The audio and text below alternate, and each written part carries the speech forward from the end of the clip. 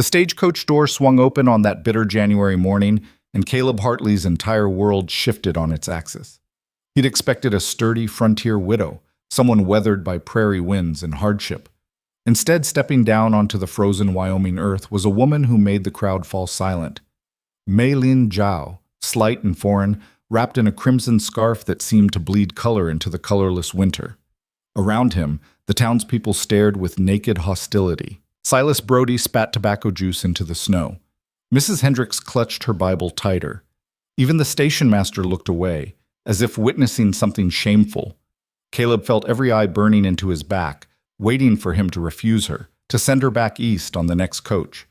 But when Mei-Lin lifted her chin and met his gaze, terrified but unflinching, something in his chest cracked open. Follow this story to the end to see how two strangers become something stronger than either could imagine. Like this video and comment your city below so I can see how far this tale has traveled. The morning Caleb Hartley rode into Sweetwater Station, the sky hung low and gray, pregnant with the promise of more snow. His bay gelding, Marcus, huffed clouds of vapor into the January air, hooves crunching over ice-crusted mud. Caleb sat straight in the saddle despite the cold gnawing through his sheepskin coat, despite the knot of anxiety twisting tighter in his gut with every mile. 3 months. 3 months since he'd sent that final letter to the matrimonial agency in San Francisco. 3 months since he'd lied. Not about everything. The ranch was real, 200 acres of stubborn Wyoming land that fought him every season.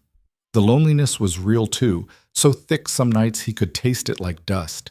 But he'd left out the truth that had driven Margaret away, the truth that made him damaged goods in the eyes of any decent woman seeking a husband. He couldn't give her children. The words still burned like acid in his throat, even unspoken. Doctor. Winters in Cheyenne had been matter-of-fact about it 2 years back, after Margaret had suffered her 3rd miscarriage. It's not her, Hartley. It's you. Some men just can't father children. Nothing to be done about it. Margaret had left within the month, her family citing the harsh conditions as reason enough.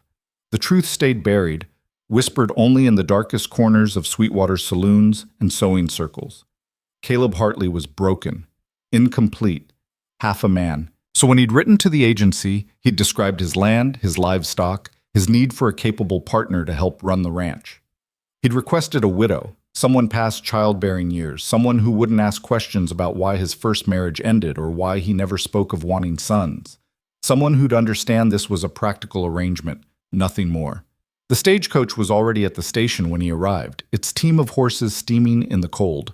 A small crowd had gathered, unusual for a Wednesday morning, but then again, the arrival of a mail-order bride was prime entertainment in a town where excitement usually meant a good price on cattle or a bad hand at poker. Caleb recognized the faces. Silas Brody leaned against the station wall, his bulk blocking the weak winter sun, arms crossed over his barrel chest. The Brody ranch bordered Caleb's to the north, and Silas had made it clear from the day Caleb arrived that he considered the Hartley land rightfully his. Beside him stood his eldest son, Amos, a younger, meaner version of his father. Mrs. Hendricks waited near the station door, her thin frame rigid with righteousness. She ran the general store and the town's moral compass with equal severity. Her daughter Emma stood at her elbow, pale and pinched, still unmarried at 26 despite her mother's best efforts. Thomas Wright, who owned the feed store, nodded at Caleb with something like sympathy. His wife Mary had always been kind, even after Margaret left. She offered a small smile now, though her eyes held worry. Hartley, Silas's voice cut through the cold. Heard you sent for a woman. Guess you finally admitted you can't run that place alone. Caleb ignored him, dismounting and tying Marcus to the hitching post.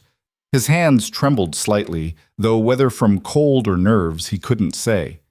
The station master, a weathered man named Pike, emerged from the building.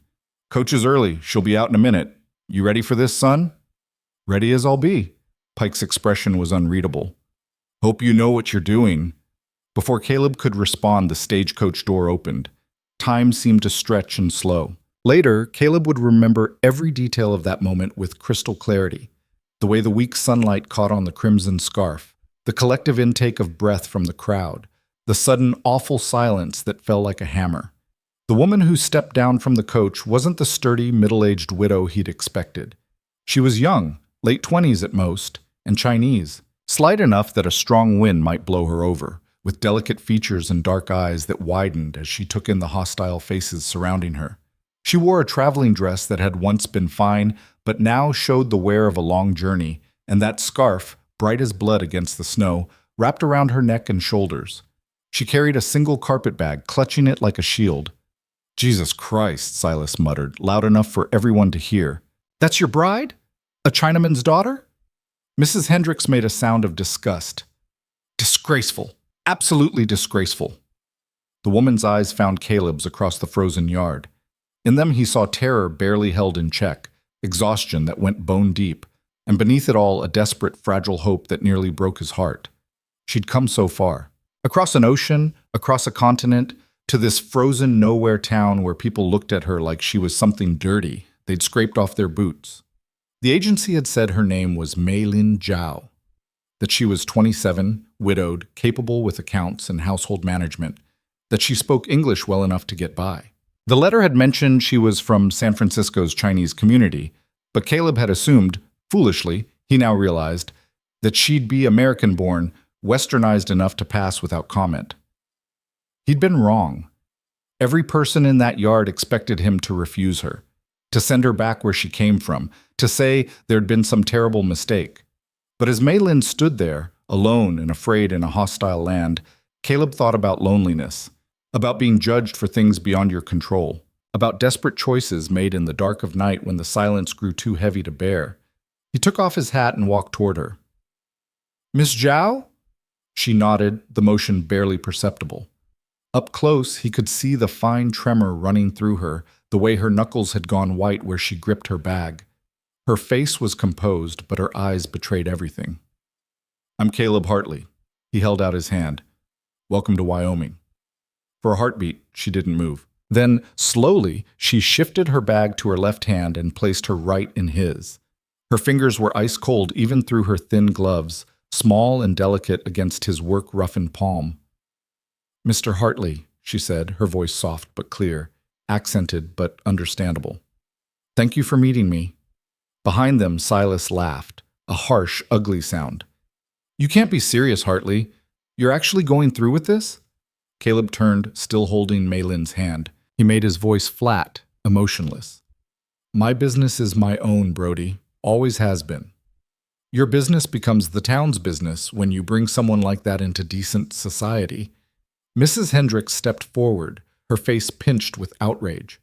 "What were you thinking? A Chinese woman? Here?" "I was thinking I needed a wife. The agency sent Miss Zhao. That's all there is to it." "There's plenty more to it," Mrs. Hendricks snapped. "This is a Christian community, Mr. Hartley. We have standards. Bringing a heathen into our midst? Enough!" Thomas Wright's voice cut through the mounting hostility. He moved to stand beside Caleb, his bulk a welcome buffer against the crowd. "Man has a right to marry who he chooses. Last I checked, that was still true in Wyoming." "Stay out of this, Thomas," Silas warned. "Can't do that. Caleb's my customer, and he's got every right to conduct his business without a lynch mob forming." Thomas looked at Pike. "Their papers in order?" The station master nodded. "Marriage license was sent ahead. All legal and proper. They just need to sign it and have it witnessed." "Then that's settled." Thomas turned to Caleb. "You two get your papers sorted. I'll wait." The next 30 minutes passed in a blur. Pike produced the license, already filled out with their names and details. Caleb signed with a shaking hand, then passed the pen to Meilin. Her signature was small and precise, the English letters carefully formed. Thomas and Pike signed as witnesses, and just like that, it was done. Caleb Hartley had a wife. The crowd had thinned by the time they emerged from the station, but Silas remained, his expression dark. "This isn't over, Hartley. You've made a mistake, and mistakes have consequences." "That sounds like a threat, Brody." "Just a fact." Silas spat again, the tobacco juice splattering near Caleb's boots. "Enjoy your Chinaman's daughter while you can. Winter's hard up in those hills. Real hard." He walked away, Amos trailing behind him like a shadow. Thomas helped Meilin's bag onto Marcus, then clasped Caleb's shoulder. "You need anything, you know where to find me. Mary will want to visit when things settle." "Appreciate it, Thomas."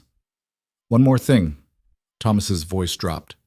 Mrs. Hendricks is already talking about a petition, trying to get the town council to pass some kind of ordinance against mixed marriages. Don't know if it'll go anywhere, but thought you should know. Caleb felt his jaw tighten. Thanks for the warning. After Thomas left, Caleb turned to find Mei Lin standing very still beside Marcus, her face unreadable. The gelding had turned to sniff at her curiously, and she'd lifted one small hand to stroke his nose with surprising confidence. He's gentle, Caleb said. Never been one to spook. Can you ride? A little. She glanced at him, then quickly away. I had lessons in San Francisco, but it has been some time. You'll ride with me then. It's 5 miles to the ranch. Roads are rough this time of year. He helped her into the saddle first, trying not to notice how light she was, how easily he could lift her. Then he swung up behind her, settling her against his chest with his arms on either side to hold the reins. She went rigid at the contact, her spine straight as a fence post. You'll want to lean back, he said quietly. Trust Marcus to find the path. Fighting the movement will just tire you out. Slowly, incrementally, she relaxed against him. She still felt tense, but at least she wasn't trying to hover in midair anymore. They rode out of Sweetwater in silence. The land stretched wide and white in every direction, broken only by dark lines of fence posts and the occasional skeletal tree. The mountains rose in the distance, their peaks lost in gray cloud. It was beautiful in its way, Caleb supposed, but brutal too. Unforgiving. A place that killed the weak and made the strong question their strength. The town, Mei Lin said after a long while. They were not expecting me. It wasn't a question, but Caleb answered anyway. No, they weren't. You were not expecting me. He considered lying, then decided she deserved better. I expected someone different, older. The agency didn't provide much detail. And now? Her voice was barely audible over the wind. Now that you have seen me, you wish to send me back. No. The word came out more forcefully than he'd intended. No, I don't. Why not? The people in the town, they think you have made a mistake. Perhaps they are right. Caleb was quiet for a long moment, trying to find the right words. I've been alone a long time, Miss Zhao. Made my share of mistakes, and I'll make more. But turning you away to face that crowd again? To get back on that stagecoach knowing nobody wanted you here? That would be the kind of mistake I couldn't live with.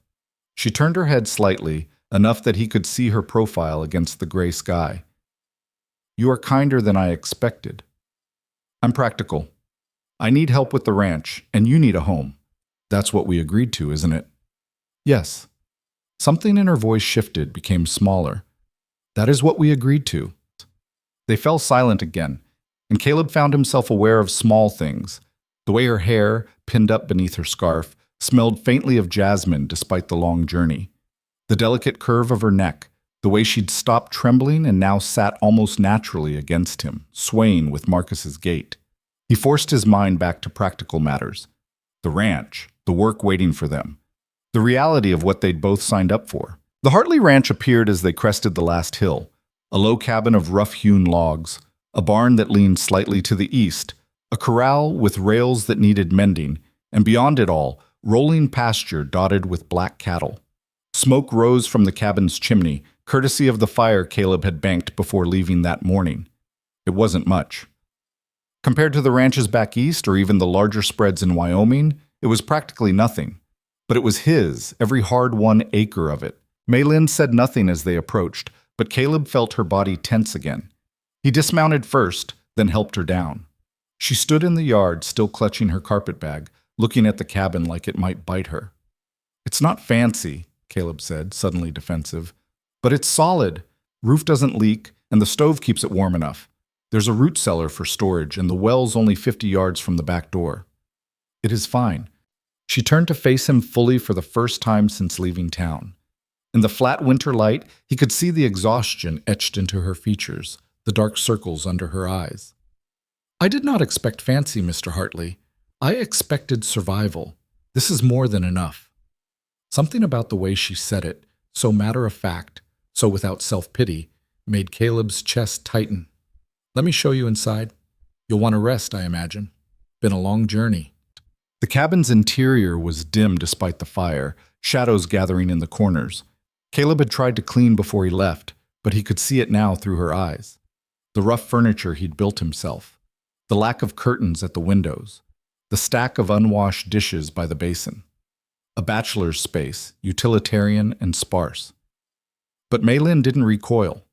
She simply set down her bag and began removing her scarf and coat with practiced efficiency. Beneath, she wore a simple dress of dark blue wool, well made but worn at the cuffs and collar.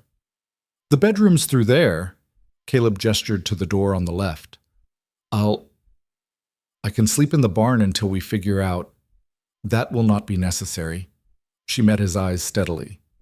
"We are married. I will not have you freeze in the barn on my account. The bed is large enough for 2 people to sleep without inconvenience." Heat crept up Caleb's neck. "I didn't mean to assume." "You assume nothing. I simply state a practical solution." She moved to the stove, lifting the lid to check the fire. "You have been alone here, cooking for yourself?" "Such as it is." "Then I will begin there. A man cannot work properly without decent food." She turned back to him, and for the first time, something like determination showed in her expression. "I came here to be a wife, Mr. Hartley. To work, to help, to build something. I will do these things. But I must know, what exactly do you expect of me?" The question caught him off guard. I expect you to do what you can. Help with the house, the accounts if you're skilled at that. The ranch work is hard, probably too hard for someone like me?" A ghost of something, maybe humor, maybe bitterness, crossed her face. "You think because I am small, I am useless?" "No, I just meant my father owned a restaurant in San Francisco. From the time I could count, I kept his books. When he died, I ran it for 2 years before—" She stopped, her composure cracking for just an instant. "Before circumstances required me to sell. I am not strong like a man, Mr. Hartley, but I am not helpless. I learn quickly, and I do not give up easily. That is what you should expect of me." Caleb stared at her, this tiny, fierce woman who'd crossed an ocean and a continent to end up in his cold cabin in the middle of Wyoming winter, and felt something shift in his chest. "Fair enough," he said quietly. "Then I'll expect you to pull your weight, same as I expect from myself. And you can expect the same from me, honest work, fair treatment, and whatever protection I can offer." She nodded once, sharp and decisive. "Then we have an understanding." "I suppose we do." "Good." She turned back to the stove. "Now, leave me to organize this kitchen. You have evening chores, yes?" "Yes, but then do them. I will call you when dinner is ready." Dismissed in his own home. Caleb might have bristled if not for the hint of steel in her voice, the way she'd already begun assessing his meager supplies with a critical eye. She was scared. He could still see it in the tension of her shoulders, the careful way she moved. But she was facing it head on, finding purpose in the practical. He recognized that strategy. He'd used it himself often enough. "All right then." He grabbed his coat. "I'll be in the barn if you need anything." She didn't respond, already absorbed in her survey of his bachelor kitchen. Outside, the wind had picked up, carrying the promise of more snow. Caleb fed the cattle their evening hay, checked the water troughs, and mucked out Marcus's stall with more vigor than strictly necessary. The familiar work helped settle his mind, gave him space to process the surreal turn his life had taken. He'd gone to town expecting a practical arrangement with a practical woman. Instead, he'd come home with Maylin Zhao, who was nothing like what he'd expected and somehow exactly what he needed, though he couldn't yet say why. When he returned to the cabin an hour later, the smell of cooking meat and something else, ginger maybe or star anise, greeted him at the door. Maylin had transformed his chaos into order, dishes washed and stacked, surfaces wiped clean, and something simmering in his old pot that made his mouth water. She looked up from her work, her face flushed from the heat of the stove. "Sit. It is almost ready." He sat. She served him a bowl of something that wasn't quite stew but wasn't quite soup either, beef and vegetables in a broth fragrant with spices he didn't recognize. The first bite made him close his eyes. It was the best thing he'd tasted in years. "You had very little to work with," she said, sitting across from him with her own smaller bowl. "Tomorrow I will need to see what supplies you have stored, and we will need to make a list for the next trip to town." "This is incredible. A tiny smile flickered across her face, there and gone. My mother's recipe. I made some substitutions, but the principle is the same. They ate in silence for a while, the wind howling outside, the fire crackling. Caleb snuck glances at her between bites, trying to reconcile the terrified woman from the station with this competent, composed person sitting at his table. "May I ask you something?" she said finally. "Of course." "The woman before me, your first wife. Where did she go?" Caleb's spoon froze halfway to his mouth. He set it down carefully. "Back east. To her family." "Why?" The question was direct, unadorned by polite circumlocution. It demanded an honest answer. "Because I couldn't give her what she wanted." The words came out rough, jagged. "A family, children. She wanted a normal life, and I couldn't provide it."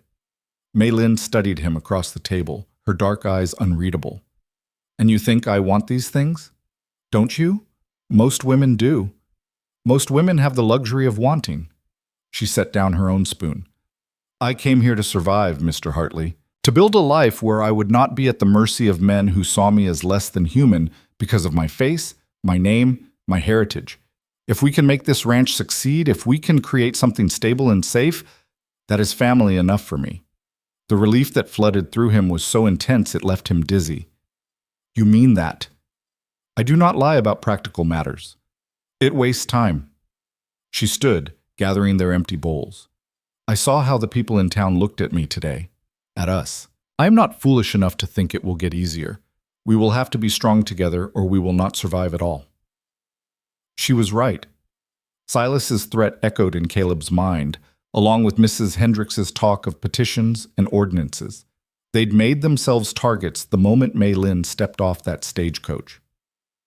"I'll protect you, Chum," he said quietly. "Whatever it takes." She turned from the basin, her hands dripping water. "And I will protect you. In my own way. You will see." That night, they lay in the dark on opposite sides of the bed, a careful distance between them. The wind rattled the shutters, and somewhere in the distance, a coyote howled. Caleb stared at the ceiling, hyper-aware of every small sound she made, the rustle of blankets, the soft sigh of her breathing. "Mr. Hartley?" Her voice was barely a whisper. "You can call me Caleb. We're married now." "Caleb, then. And you may call me May." "All right, May." Silence stretched between them, vast and strange. "Thank you," she said finally, "for not sending me away. I know it would have been easier." "Easier isn't always better." "No," she agreed, "it is not." He listened as her breathing gradually slowed and deepened, sliding into sleep. Only then did he let himself relax, his own exhaustion finally catching up with him. Tomorrow would bring new challenges. The work never stopped on a ranch, especially not in winter. And now he had Silas's veiled threats to worry about, along with whatever the town might cook up to make their lives difficult. But tonight, for the first time in 2 years, Caleb Hartley didn't fall asleep alone. And against all odds, that felt like a victory. In the morning, Caleb woke to find May already up, the smell of coffee filling the cabin. Through the window, he could see the first gray light of dawn breaking over the mountains. Snow had fallen during the night, a fresh layer covering everything. He dressed quickly and emerged from the bedroom to find her at the stove, fully clothed despite the early hour. She'd braided her hair in a single long plait that hung down her back, practical and efficient. "You didn't have to get up so early," he said. "The ranch does not run itself." She handed him a cup of coffee. "What needs to be done first?" Over breakfast, bacon and biscuits she'd somehow conjured from his depleted supplies, Caleb outlined the day's work. The water troughs needed to be checked and ice broken if necessary. Hay needed to be distributed to the cattle. Fences needed inspection after the snowfall. It was endless, back-breaking work, especially in winter. "I will come with you," May announced. "It's cold, brutal even. You don't have the right clothes for—" "Then I will make do with what I have, and we will add proper winter clothing to our list for town." She stood, already reaching for her coat. "You said yesterday you expected me to pull my weight. Let me do so."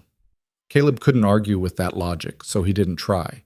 They worked through the morning in near silence, May following his lead and watching everything with those sharp, observant eyes. When he broke ice on the water troughs, She noted how he did it. When he scattered hay for the cattle, she asked about portions and frequency. She was learning, cataloging information with the same precision she'd probably used keeping her father's books. The cattle spooked at first, unused to her presence, but she moved slowly and calmly, giving them space to adjust. By mid-morning, they'd accepted her as part of the landscape. Around noon, as they were heading back to the cabin for a brief warm-up and lunch, Caleb spotted riders approaching from the north. His stomach dropped. Silas Brody, accompanied by Amos and two other men Caleb didn't recognize. "Get to the house," he told May quietly. "No." She stood her ground. "We face this together. You said so yourself." He wanted to argue, to protect her from whatever was coming, but the stubborn set of her jaw told him it would be useless. So he stood his ground too, squaring his shoulders as the riders approached. Silas reined in his horse 10 feet away, a cruel smile playing at his lips. Behind him, the other men spread out in a loose semicircle, an intimidation tactic Caleb recognized immediately. "Hartley," Silas's voice dripped false friendliness. "Thought I'd ride over neighborly-like and check on you and your new bride." "We're fine. Appreciate your concern, but it's not necessary." "Oh, I think it is." Silas dismounted, his boots hitting the frozen ground with heavy thuds. "See, there's been a problem. Your cattle broke through the fence line up on the north ridge. 30 head wandered onto my land, ate my hay, drank from my water." Caleb's mind raced. He'd checked that fence just 3 days ago. It had been solid. "That's not possible. The fence was—" "Are you calling me a liar?" Silas stepped closer, using his bulk to loom over Caleb. "Because I've got witnesses." "What?" He gestured to the men behind him. "They helped me round up your strays this morning. Now, the way I see it, you owe me for the feed they consumed and the labor to retrieve them. Say, $200? $200? It might as well have been $2,000. Caleb didn't have that kind of money, especially not in winter when cash was scarce and credit dried up. "I'll need to see the fence," Caleb said carefully. "Verify the break." "You calling me a liar again?" Silas's hand dropped to his belt, not quite touching the gun there, but making the threat clear. "I'm being generous here, Hartley. Some might say your negligence warrants a bigger penalty, especially given how you've disrespected this whole community by bringing that Chinaman's daughter into our midst." The insult was meant to provoke, to goad Caleb into a fight he couldn't win, and it nearly worked. Rage flared hot in his chest, his hands curling into fists. But before he could respond, May stepped forward. "Mr. Brody." Her voice was calm, almost pleasant. "I wonder if I might ask you a question about this fence." Silas's eyes narrowed with contempt. "I don't conduct business with—" "The fence runs along the north ridge, you said? The section approximately 1 mile from where Rock Creek crosses the property line?" The specificity of the question caught Silas off guard. "What's it to you?" "According to the ranch ledger, which I reviewed last night, my husband had that entire section reinforced in October. New posts, double rails, wire tensioning. The receipt from the lumberyard is dated October 15th. The work was inspected by—" She paused, as if consulting a mental record. "By Mr. Thomas Wright, who noted in his inspection report that the fence exceeded territorial standards for livestock containment." The yard went very quiet. Caleb stared at her, astonished. He had done that work in October. He had kept those receipts, but he'd never imagined she'd spent her first night in his home reading through his ranch accounts. Silas's face darkened. "That don't mean the fence didn't break?" "Of course not. Fences break. Weather happens. But the territorial statute, section 47, subsection 12, clearly states that when livestock cross property lines due to fence failure, liability for damages falls to the owner of the property where the failure occurred. Unless, of course, the fence was improperly maintained, which we have just established it was not." She tilted her head slightly. "So the question becomes, where exactly did the fence fail? On our property or on yours?" Amos Brody shifted in his saddle, and one of the other men coughed nervously.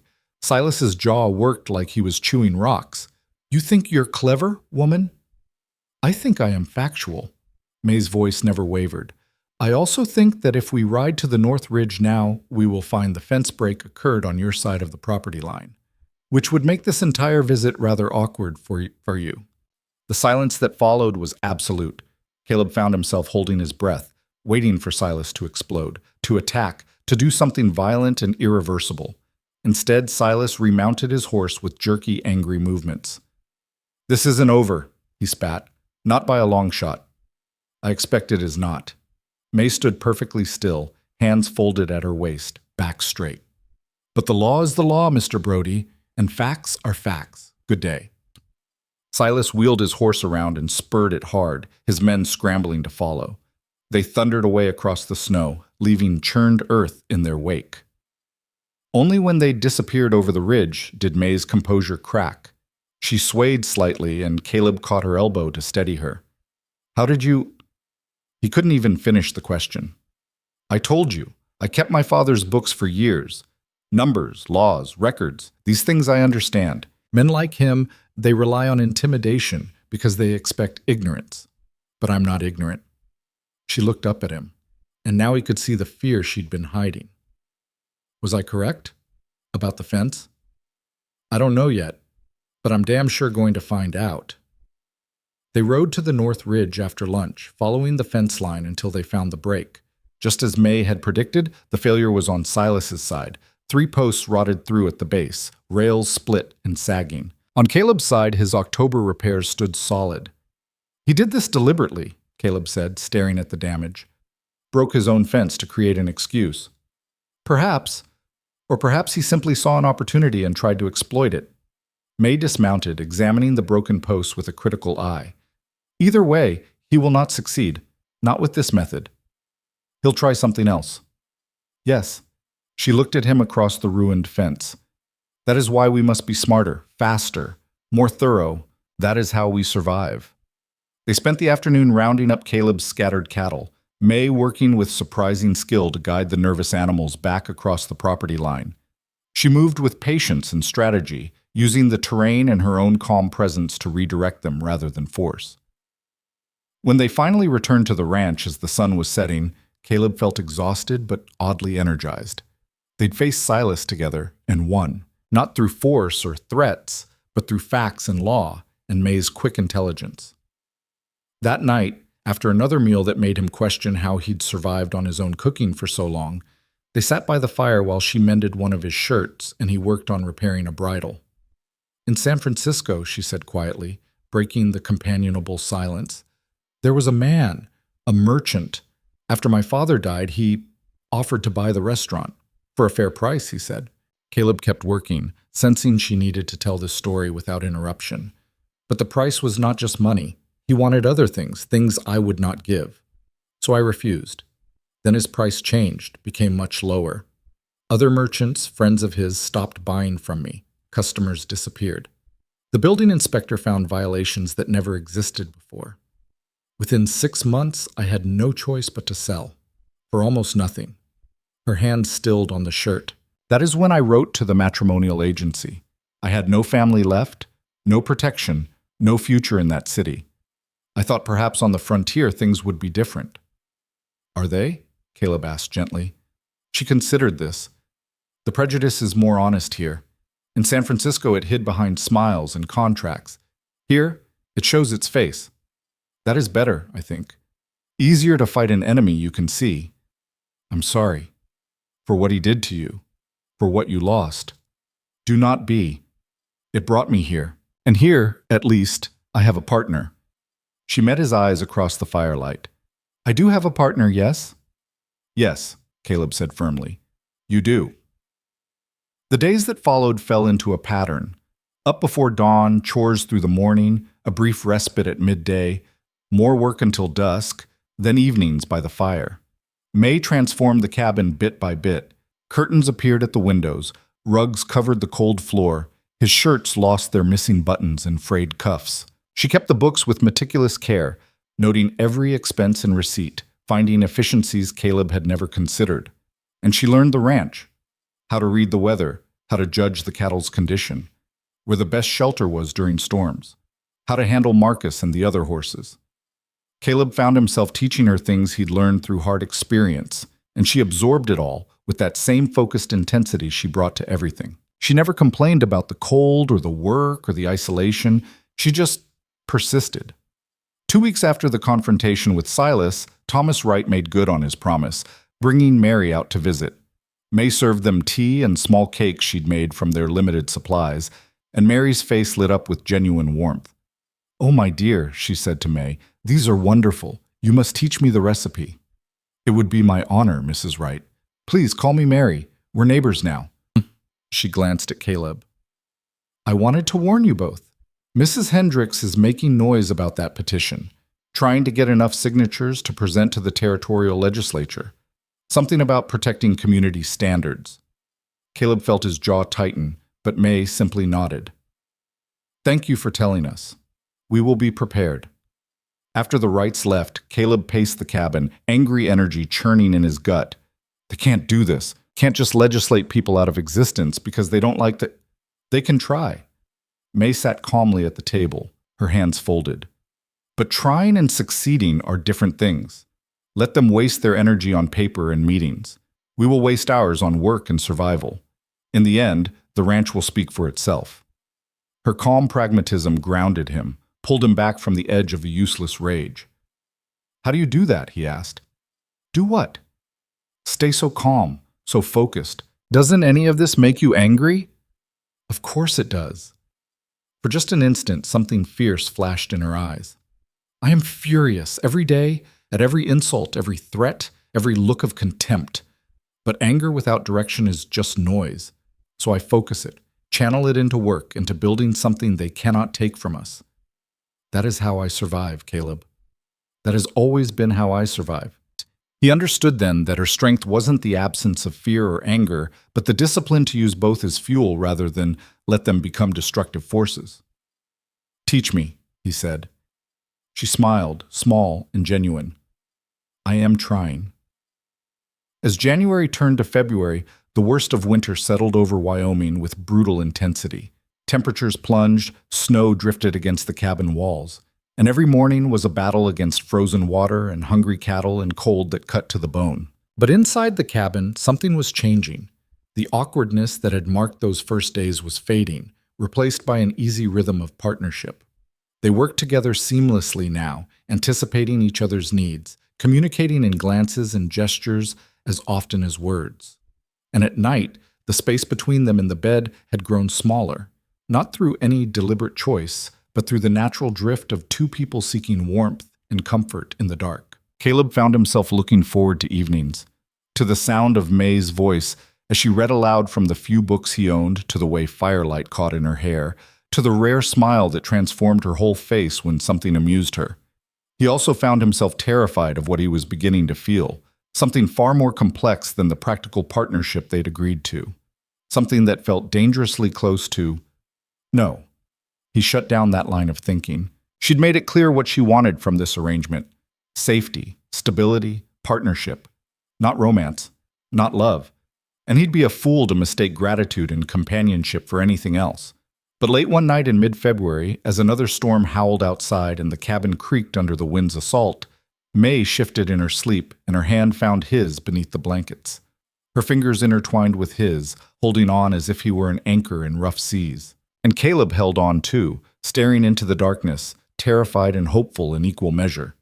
Something was growing between them, fragile as new spring grass beneath the snow.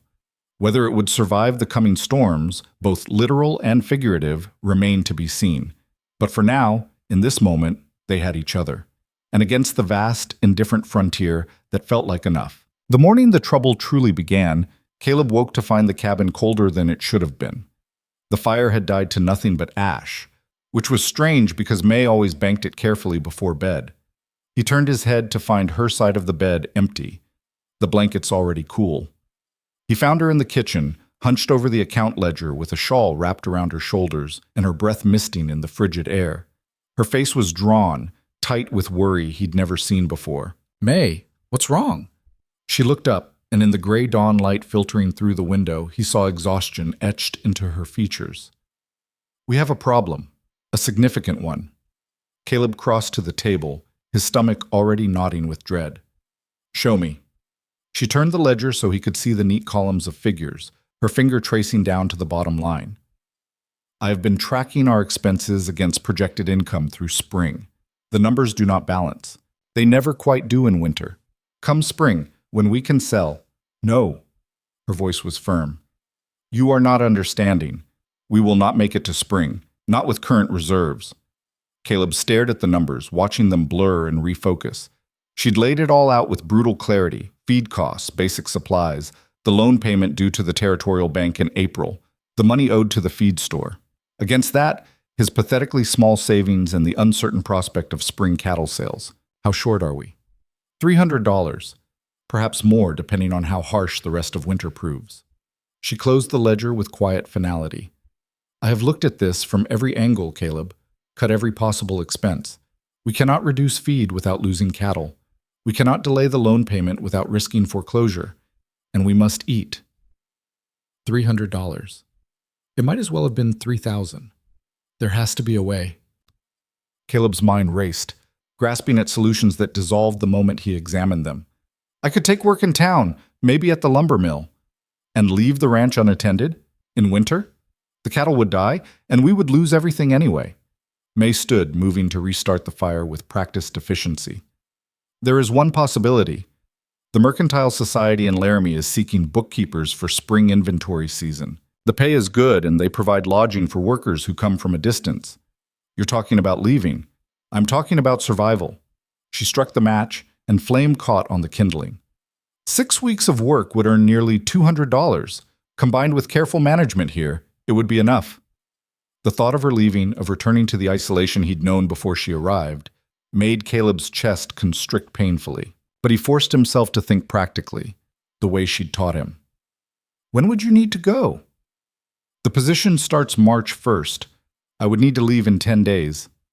10 days. The words echoed in the cold cabin like a death knell. I don't like it, Caleb said finally.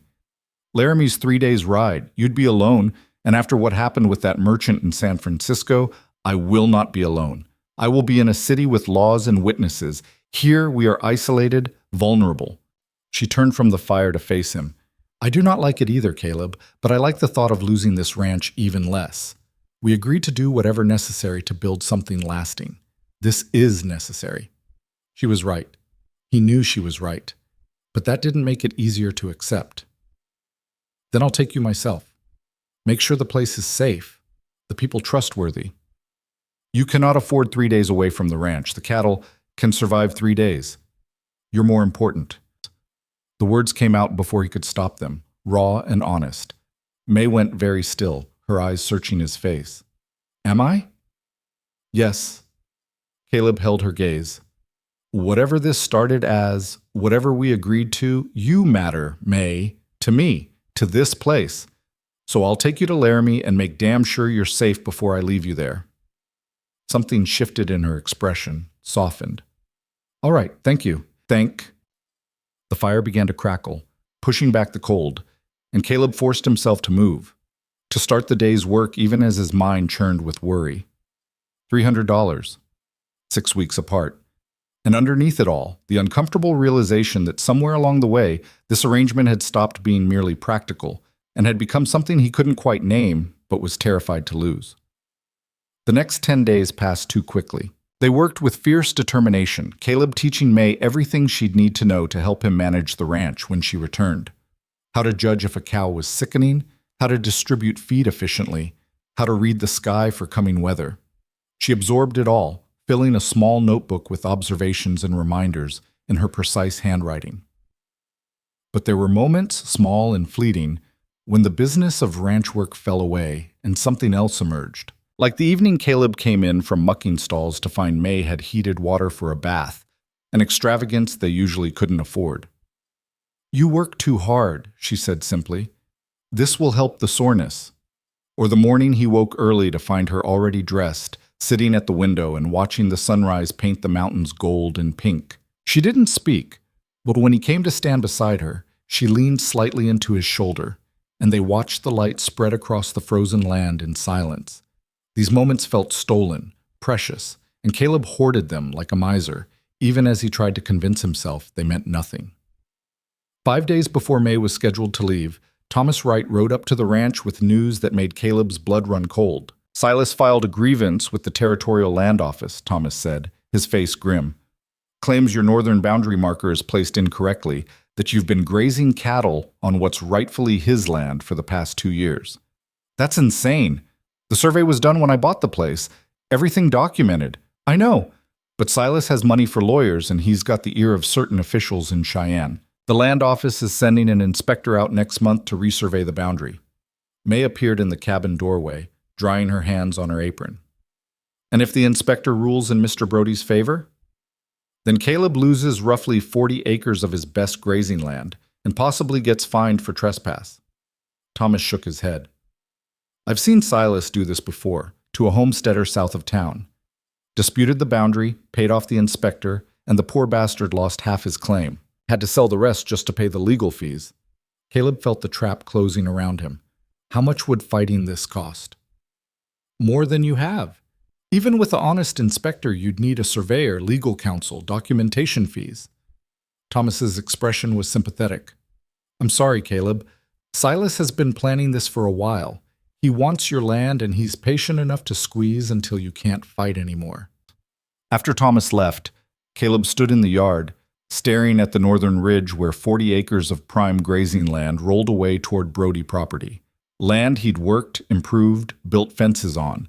Land that was legally, undeniably his. But legal didn't matter if you couldn't afford to prove it. He is trying to destroy us piece by piece, May said quietly, coming to stand beside him. First the cattle incident, now this. He will keep attacking until we break. Then we don't break. Caleb, she touched his arm, and the contact sent warmth through him despite the cold. We are already stretched too thin. I must leave in 5 days to earn money we desperately need. You will be alone here, trying to manage everything while also preparing to fight this boundary dispute. It may be too much. It has to be enough. I won't let him win. Your pride will not save the ranch. The words stung, partly because they were true. Caleb turned to face her. This isn't about pride. It's about not letting bullies take what isn't theirs just because they can. Your father taught you to keep books, to understand law and contracts. My father taught me that some things are worth fighting for, even when the odds are against you. This land is one of those things. May studied him for a long moment, and he couldn't read what she was thinking. Finally, she nodded. Then we fight. But we fight smart, not just hard. Come inside. We need to review every document related to your land purchase, every survey marker, every filing with the land office. If there is a weakness in Silas's claim, we will find it. They spent that evening and the next 3 days buried in paperwork, May combing through documents with the same meticulous attention she brought to the ranch accounts. She made notes, cross-referenced dates, compared legal descriptions against the original survey maps Caleb had stored in an old trunk.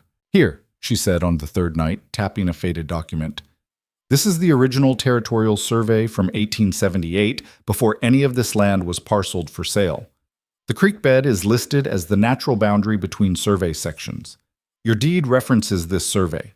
Caleb looked at the map, trying to make sense of the careful notations. So creek beds can shift over time, especially with spring flooding. If Silas is claiming the boundary is moved, he would need to prove the current creek position matches the 1878 survey. But look here. She pulled out another document. Your purchase survey from 1884 notes the creek had already shifted approximately 30 yards east. The boundary was adjusted accordingly, and that adjustment was filed with the land office and accepted. Meaning what? Meaning Silas cannot claim a boundary dispute based on creek movement without invalidating his own deed, which was issued the same year as yours and used the same adjusted survey. Her eyes gleamed with something fierce and bright. He has made a mistake. A small one, but definite. If we can force the inspector to review both deeds together, the discrepancy will be obvious. Hope kindled in Caleb's chest for the first time in days. You're sure? As sure as I can be without seeing Silas's actual deed. But the public record should have a copy. When I'm in Laramie, I can request it from the Territorial Archive. They keep duplicates of all land filings. That's hundreds of miles from here. You'd need authorization, time. I would need a letter from you granting me power to access documents related to this property. And I would need to make the request before the inspector arrives, so we have ammunition. She looked at him intently. This is why I must go to Laramie, Caleb. Not just for the bookkeeping money, but to gather the information we need to fight this properly. In a city, I have access to records, to legal counsel, to resources we do not have here. Caleb felt the pieces clicking into place, understanding the full scope of what she was proposing. You've been planning this. I have been preparing. There is a difference. She closed the documents carefully. I told you once that I protect you in my own way. This is how. Let me go to Laramie. Let me do what I am good at. Research, documentation, finding the leverage we need.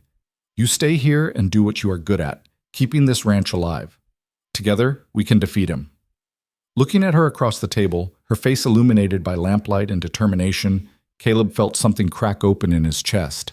She wasn't just his wife in name, not anymore. She was his partner in the truest sense, fighting for their shared future with every skill she possessed. All right, he said. We do it your way. But I'm still taking you to Laramie and making sure you're safe. A small smile touched her lips. I would expect nothing less.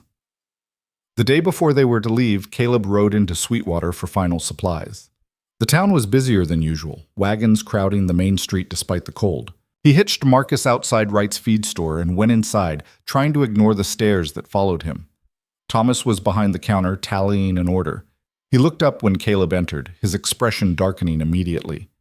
You need to leave. Now. What? Thomas, I just need to pick up... I mean it, Caleb. Get out of here before there's trouble. But it was already too late. The door banged open behind him, and Silas Brody filled the frame, Amos and 3 other men crowding in behind him. The other customers in the store suddenly found reasons to be elsewhere, slipping out the back or pressing against the far walls. Well, Silas's voice was oil-slick and dangerous. If it isn't the China lover himself. Caleb's hands clenched into fists, but he kept his voice level. Brody, I'm just here for supplies. That's so. Thought maybe you were here to beg. Heard about your money troubles. Whole town's heard. Silas moved closer, and Caleb could smell whiskey on his breath despite the early hour. Must be tough, having a wife who's too small and weak to pull her weight. Foreign trash usually is. The insult hit its mark, and Caleb felt rage flare hot and immediate. Watch your mouth. Or what? Silas was in his face now, using his superior size to intimidate. You gonna do something about it, Hartley? Because I'd love to see you try. Back off, Silas, Thomas warned from behind the counter. I don't want trouble in my store. No trouble here, Tom. Just having a conversation with my neighbor. Silas smiled, and it was ugly. See, Caleb, I've been thinking. That boundary dispute? Might be willing to drop it for the right price. What price? You give me 40 acres free and clear, sign them over legal and proper. In exchange, I withdraw my grievance and you avoid all those nasty legal fees. Hell, I'll even throw in $100 cash. Consider it charity. The offer was outrageous, insulting, and exactly what Caleb had expected. Silas wanted him to surrender without a fight, to roll over and accept defeat. No deal. Silas's smile vanished. You're making a mistake. The only mistake I made was thinking you had any honor at all. Caleb stepped closer, refusing to be intimidated. You're a bully and a cheat, Silas. You broke your own fence to frame me for trespass, and now you're fabricating a boundary dispute because you can't stand that I won't bow to you. But I've got news for you. I'm not selling, I'm not surrendering, and I'm sure as hell not letting you steal what's mine. For a moment, Silas just stared at him, face darkening with rage. Then he moved, fast for a big man, his fist driving toward Caleb's jaw. Caleb barely got his arm up in time to block, the impact sending pain shooting down to his shoulder. He shoved back, trying to create space, but Amos was there, grabbing his other arm and wrenching it behind his back. Hold him, Silas growled, and then his fist connected with Caleb's stomach, driving the air from his lungs. Thomas shouted something, but the sound was lost in the roaring in Caleb's ears. Another blow, this one to his ribs. He tried to fight back, to break Amos's grip, but there were too many of them, and they'd planned this, coordinated it. Silas grabbed a fistful of Caleb's hair, yanking his head back. Listen good, Hartley. You got until spring to get gone. Sell to me at my price, or I'll take everything anyway, and you'll get nothing. That foreign whore of yours can go back where she came from, and you can... He never finished the sentence. Caleb wrenched one arm free and drove his elbow back into Amos's face, feeling cartilage crunch. Then he lunged at Silas, rage overriding pain and common sense, his fist connecting with the bigger man's jaw hard enough to split his knuckles. They went down in a tangle of limbs and fury, rolling across the feed store floor. Caleb got in 2 more good hits before the others dragged him off, 4 men pinning him down while Silas climbed to his feet, blood streaming from his split lip. "You're dead," Silas spat. "You hear me, Hartley? Dead. That's enough." Thomas appeared with a shotgun, the barrel leveled at Silas's chest. "Get out of my store. All of you. Now." For a tense moment, Caleb thought Silas would refuse. Then he smiled that ugly smile again and gestured to his men. "Let him go, boys. We're done here." He looked down at Caleb, still pinned to the floor. "For now." They left, Amos clutching his bleeding nose, Silas wiping blood from his chin. The store fell silent except for Caleb's ragged breathing. Thomas helped him to his feet, his face grave. "You all right?" "Fine." Everything hurt, but nothing felt broken. "Thanks for the intervention." "Caleb, you need to understand something. Silas isn't just trying to take your land anymore. This has become personal for him. You humiliated him twice now, once with your wife's clever words, once just now with your fists. He won't let that stand." "What's he gonna do? He's already filed the boundary dispute, already tried to extort me." "I don't know. But men like Silas, when they get pushed too far, they stop caring about profit and start caring about revenge. And revenge makes people dangerous." Thomas gripped his shoulder. "Watch your back out there, and for the love of heaven, don't leave May alone at the ranch." Caleb rode back with Thomas's warning echoing in his mind and his ribs aching with every breath. When he reached the ranch, May took one look at his face and her expression hardened. "What happened?" "Ran into Silas in town. Had a disagreement." She pulled him inside without a word, fetching water and cloths to clean the blood from his split knuckles and the cut above his eye. Her hands were gentle, but her silence was terrible, loaded with unspoken thoughts. "Say it," Caleb finally prompted. "Whatever you're thinking, just say it." "You fought him." It wasn't a question. "He threatened you, called you." He couldn't even repeat the words. "I wasn't going to stand there and let him." "So instead you traded blows like children in a schoolyard, and now he has even more reason to destroy us." May pressed harder than necessary on a cut, making him wince.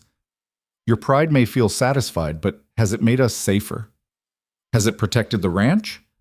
"I couldn't just—" "Yes, you could." She met his eyes, and he saw fear beneath the anger. "You could have walked away, let his words fall on empty air. Fought him with law and fact and patience, the way I taught you. But instead you gave him exactly what he wanted, justification for escalation." The truth of it hit Caleb like a fist to the gut. "You're right. I'm sorry." May's hands stilled. She looked at him for a long moment, then sighed, the anger draining from her expression. "I know why you did it, and part of me is grateful that you would defend my honor so fiercely. But Caleb, we cannot afford such luxuries. Not now. Maybe not ever." She finished bandaging his knuckles in silence, then stepped back. "We leave tomorrow as planned. In Laramie, I will find what we need to defeat him properly, through law, through evidence, through the truth, not through violence." That night, lying in bed with the wind howling outside and his ribs aching, Caleb listened to May's breathing slow into sleep. Before he could think better of it, he reached across the space between them and found her hand beneath the blankets. She stirred but didn't wake, her fingers automatically curling around his. And there, in the darkness, Caleb finally admitted to himself what he'd been denying for weeks. He loved her. Deeply, terrifyingly, completely. This woman who'd arrived a stranger and become the center of his world, who fought with ledgers and law instead of fists, who saw through his pride to the fear beneath and called him out on it without cruelty. He loved her, and he had no idea if she felt anything beyond partnership and practical affection. No idea if he had the right to hope for more than what they'd agreed to. But hope, stubborn and persistent, had taken root anyway. The journey to Laramie took 4 days instead of 3, delayed by a sudden storm that forced them to shelter in a line shack for nearly 24 hours. They huddled together against the cold, sharing body heat and the meager supplies Caleb had packed, and in that tiny space with the wind screaming outside, something shifted between them. "Tell me about your mother," Caleb said, trying to pass the time. May was quiet for so long he thought she wouldn't answer. Then, softly, She was beautiful, not in the way Americans might think beautiful, but in the way she moved through the world, with grace and purpose. She taught me to cook, to manage a household, to keep accounts because she said a woman must always be able to stand alone if necessary. She sounds wise. She was, but also sad. She left everything behind when she came to America with my father, her family, her home, her entire world. I think she never quite forgave him for taking her so far from what she knew. May's voice dropped even lower. Sometimes I wonder if that is my fate too, to always be displaced, always foreign, always longing for a home that exists only in memory. Caleb tightened his arm around her shoulders. You have a home, the ranch, with me. Do I? Or am I just another temporary arrangement, like your first wife? Someone who will leave when circumstances change? The vulnerability in her question cracked something open in Caleb's chest. Margaret left because I couldn't give her children, because I wasn't enough for her. But you're not temporary, May, not to me. I don't know what the future holds, but I know I want you in it, however long you'll stay. She turned her head to look at him, and in the dim light filtering through the shack's single window, her eyes were luminous. You mean that? Every word. She was silent for another long moment, then carefully, deliberately, she shifted to rest her head against his chest. Then I will stay, for however long we both shall live. That is the promise I make you now. It wasn't a declaration of love. It was something more practical, more May, a commitment, a choice, a decision to bind her fate to his despite all the obstacles ahead. And somehow, that meant more than any romantic pronouncement could have. Caleb pressed his lips to the top of her head, breathing in the faint scent of jasmine that still clung to her hair, and held on as the storm raged outside. When they finally reached Laramie, the city seemed impossibly large and loud after the ranch's isolation. Caleb found the Mercantile Society office easily enough, a brick building near the railroad depot, and the manager who greeted them was professional if somewhat surprised by May's appearance. Mrs. Hartley, I must admit, your letters gave no indication of your background. The manager, a thin man named Peterson, adjusted his spectacles nervously. Will my background affect the quality of my bookkeeping? May asked coolly. Well, no, but the society has certain expectations about. Then my background is irrelevant. I can start tomorrow, as agreed. Where are the employee lodgings? Peterson showed them to a boarding house 3 blocks away, a respectable establishment run by a stern-faced widow named Mrs. Cooper. The room was small but clean, with a narrow bed and a desk near the window. It's not much, Caleb said, feeling inadequate.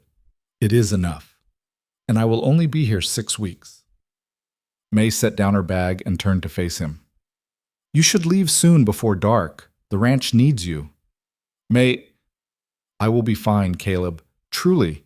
Mrs. Cooper seems trustworthy and the Mercantile Society is legitimate. I am not helpless. I know you're not, but that doesn't mean I want to leave you here alone. She crossed to him, reaching up to touch his bruised jaw gently. 6 weeks. Then I come home, with money and documents and everything we need to fight Silas properly. We agreed to this. Doesn't make it easier. No. Her thumb traced the line of his cheekbone, and Caleb felt his breath catch. But necessary things are rarely easy. You taught me that. He caught her hand, holding it against his face. Be careful. If anything feels wrong, if Peterson or anyone else, I will leave immediately and send word. I promise. She stood on her toes and, before he could process what was happening, pressed her lips to his in a soft, brief kiss. Now go, before I lose my courage. Caleb left, but he looked back 3 times before the boarding house disappeared from view, each time finding May still standing at the window, watching him go. The ride back to the ranch was long and lonely. Marcus sensed his mood and moved steadily but without enthusiasm, as if he too missed the small woman who'd learned to feed him apple cores and spoke to him in soft Cantonese. When Caleb finally reached home, the cabin felt cavernous and empty.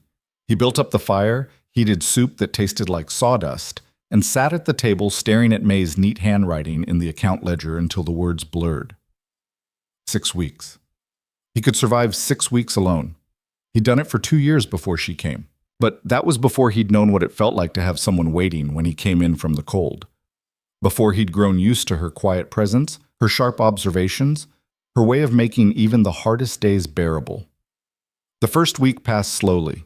Caleb threw himself into work, repairing fences and equipment, checking the cattle obsessively, riding the property lines each evening to watch for any sign of Silas or his men.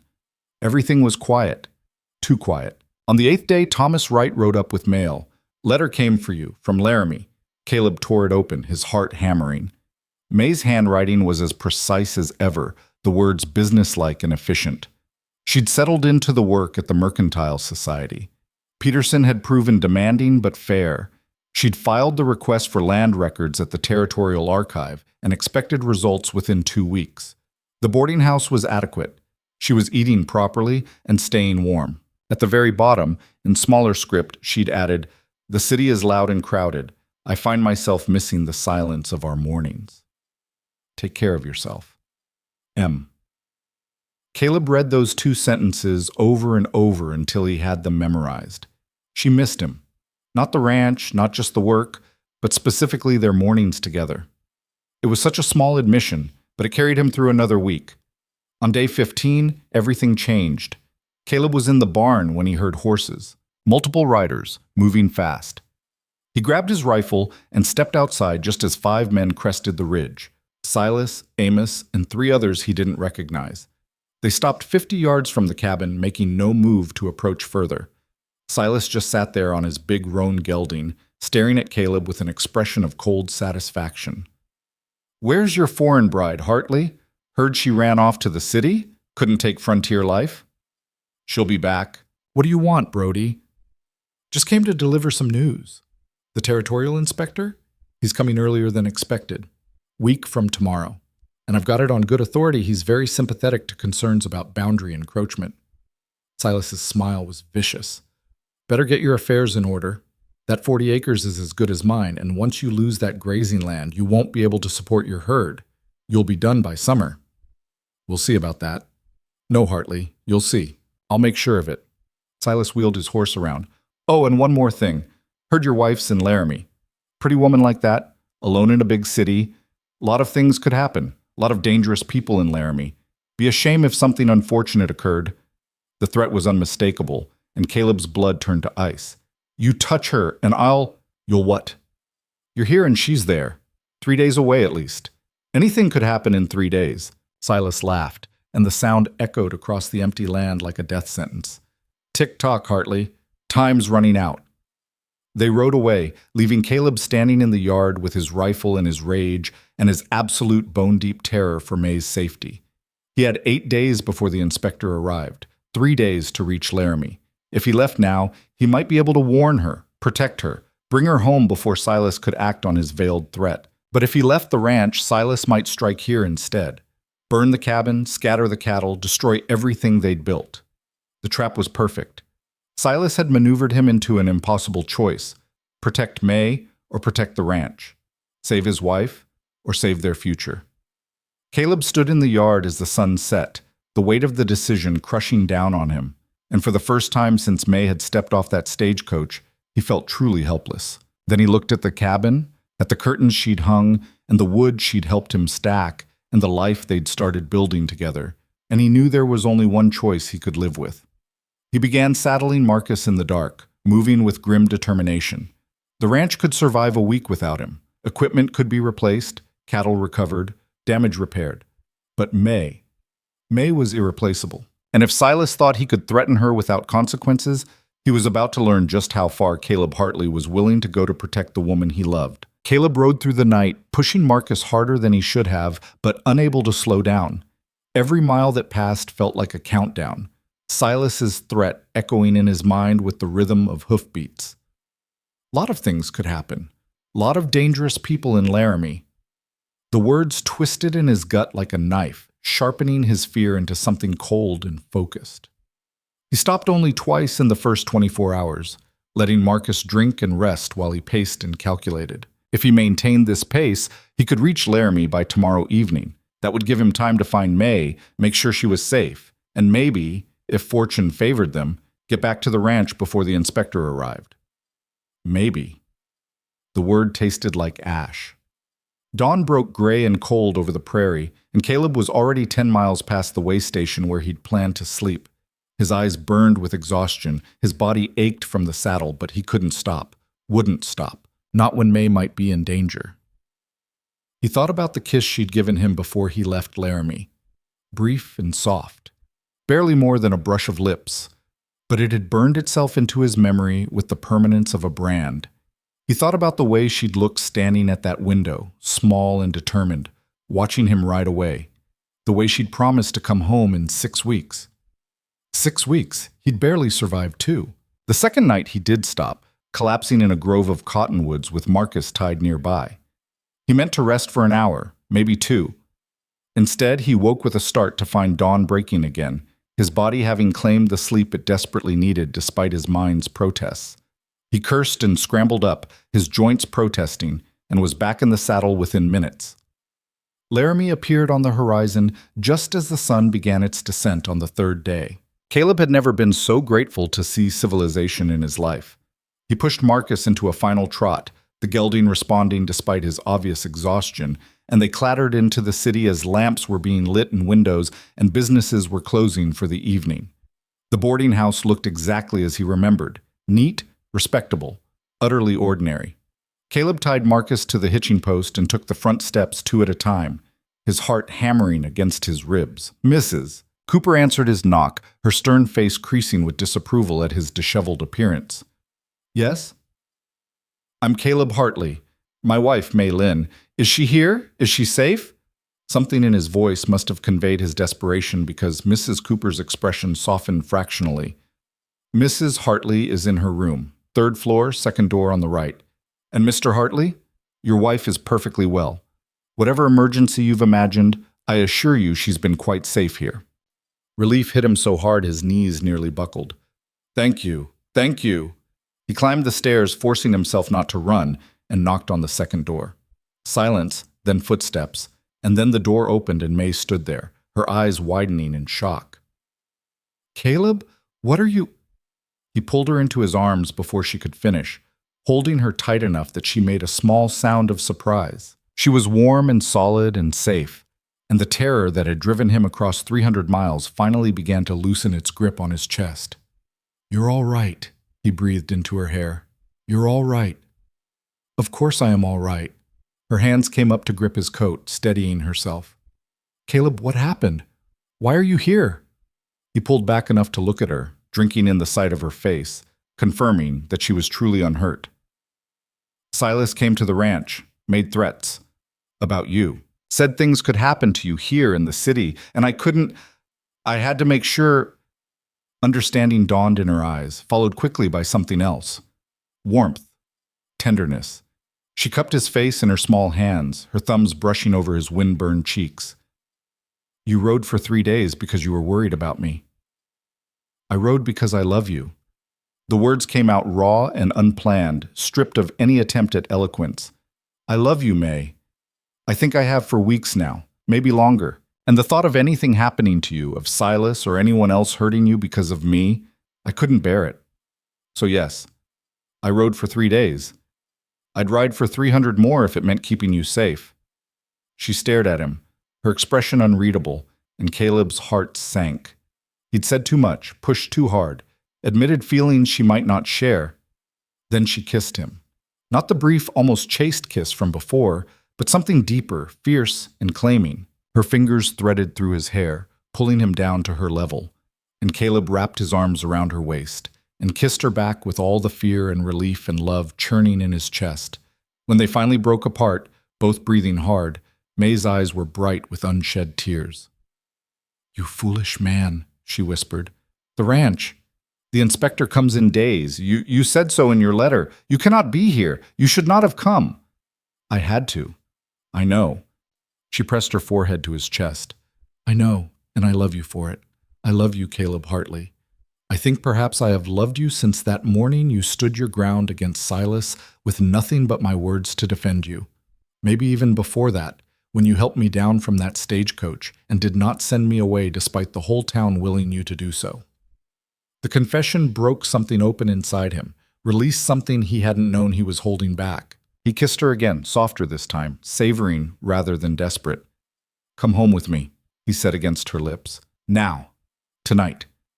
We'll face the inspector together. We cannot leave yet. She pulled back, her practical nature reasserting itself even as she kept her hands on his shoulders. The documents from the Territorial Archive arrived yesterday. I was planning to leave tomorrow regardless, but I must collect them first thing in the morning. And you? When did you last eat? Last sleep properly? Doesn't matter. It matters to me. She tugged him into the room, closing the door behind them. Sit. I will get food from Mrs. Cooper. You will eat and rest, and then we will look at what I have found, together. Caleb wanted to argue, to insist they leave immediately, but exhaustion was catching up with him now that the fear-driven energy had burned away. He sank onto the single chair by the window while May disappeared downstairs. She returned with bread, cheese, cold meat, and hot coffee, setting it all before him with the same efficient care she brought to everything.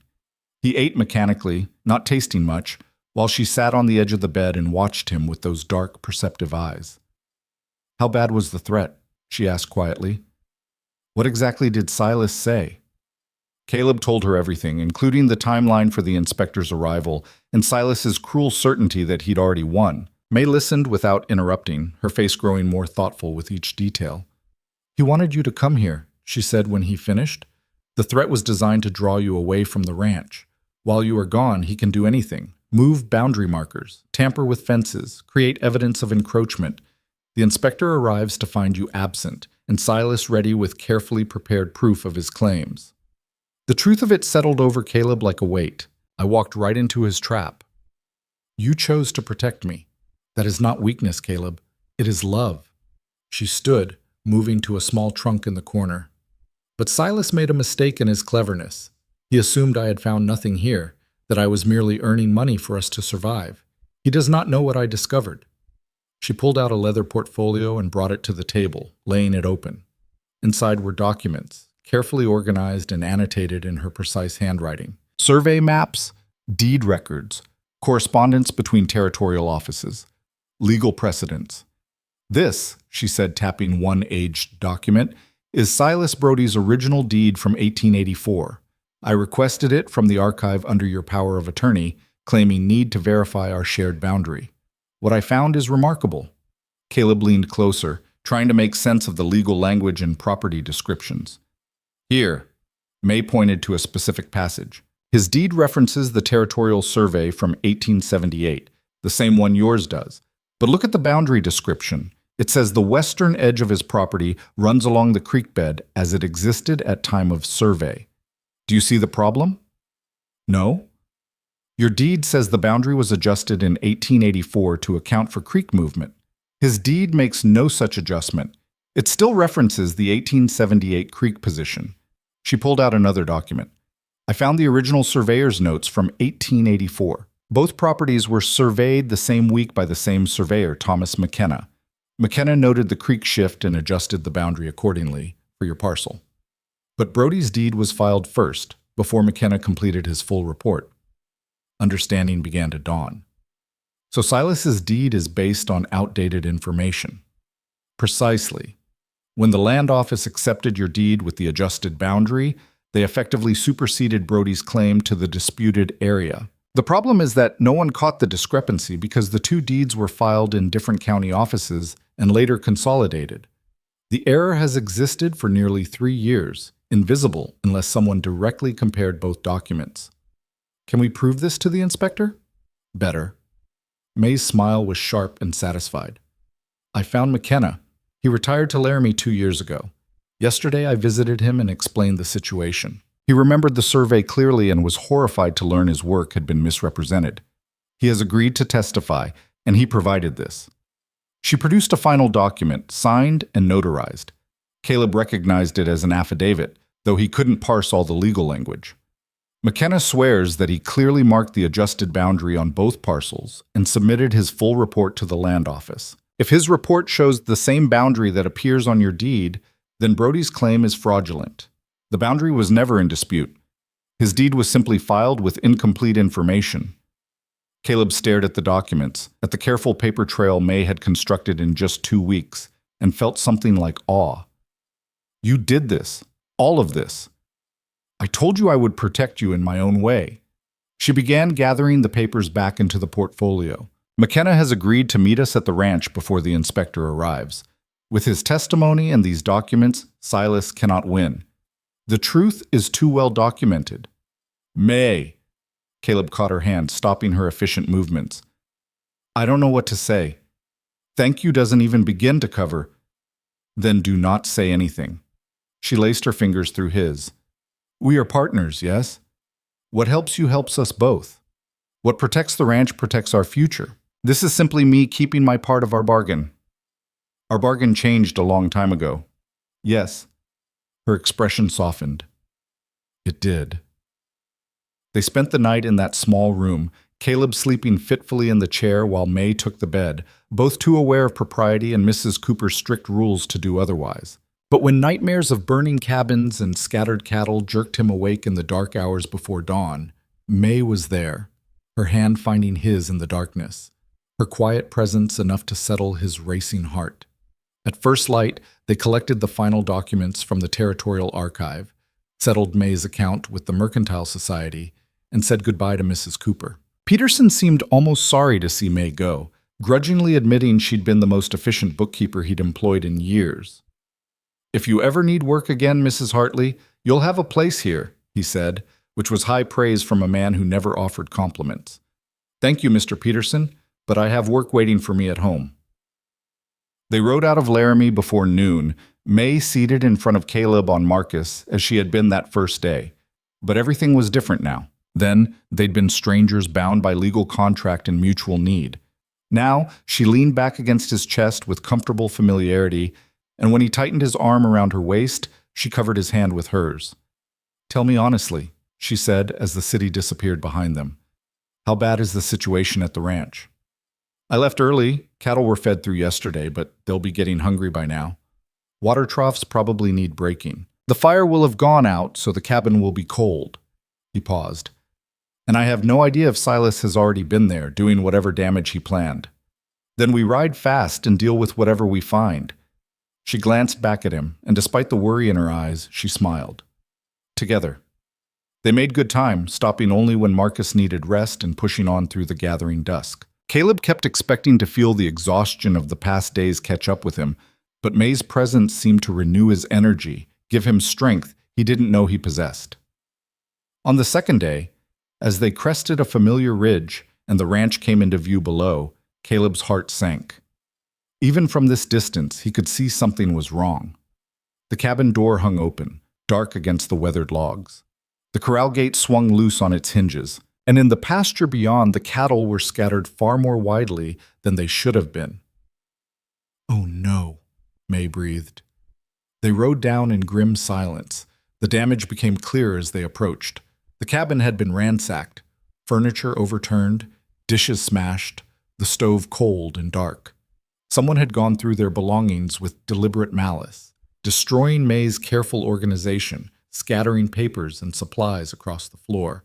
But the worst was in the barn. 2 of their best-laying hens lay dead in the coop, necks wrung. Feed bags had been slashed open, their contents spilled and trampled into the dirt. And carved into the barn door in crude, angry letters, "Leave now." Caleb stood staring at the message, rage and despair warring in his chest. All their work, all their careful building, violated and damaged. It would take days to clean up, to restore order, and the inspector was coming tomorrow. Caleb, May's voice was steady despite the destruction surrounding them. Look at me. He turned to find her standing amid the chaos, her chin lifted, her eyes blazing with determination. This changes nothing, she said. Do you hear me?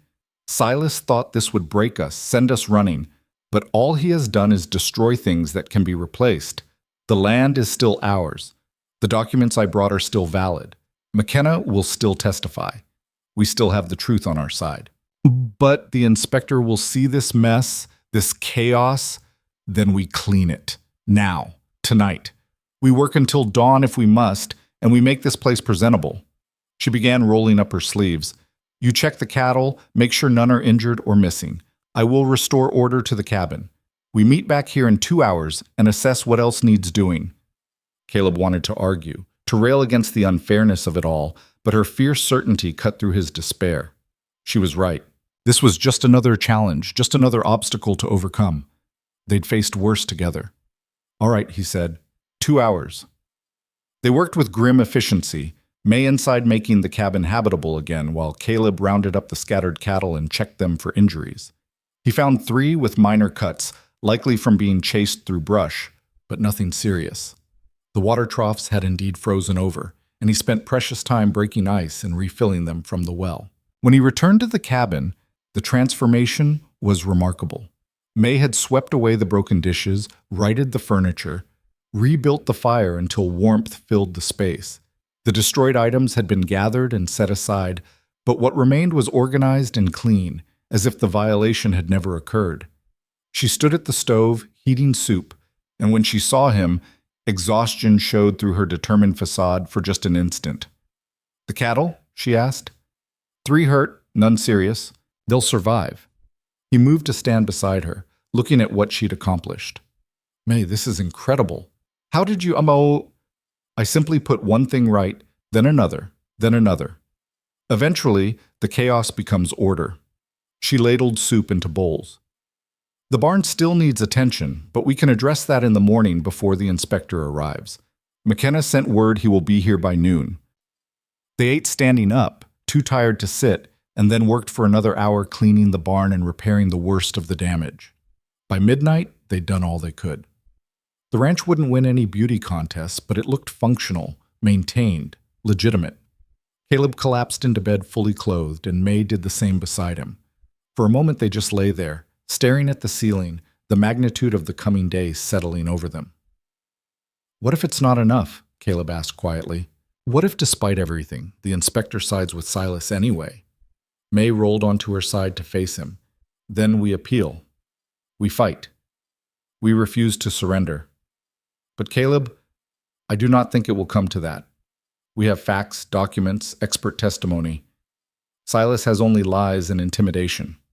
Truth has a weight that eventually tips the scales." "You sound very certain." "I am certain of you, of us, of what we have built together."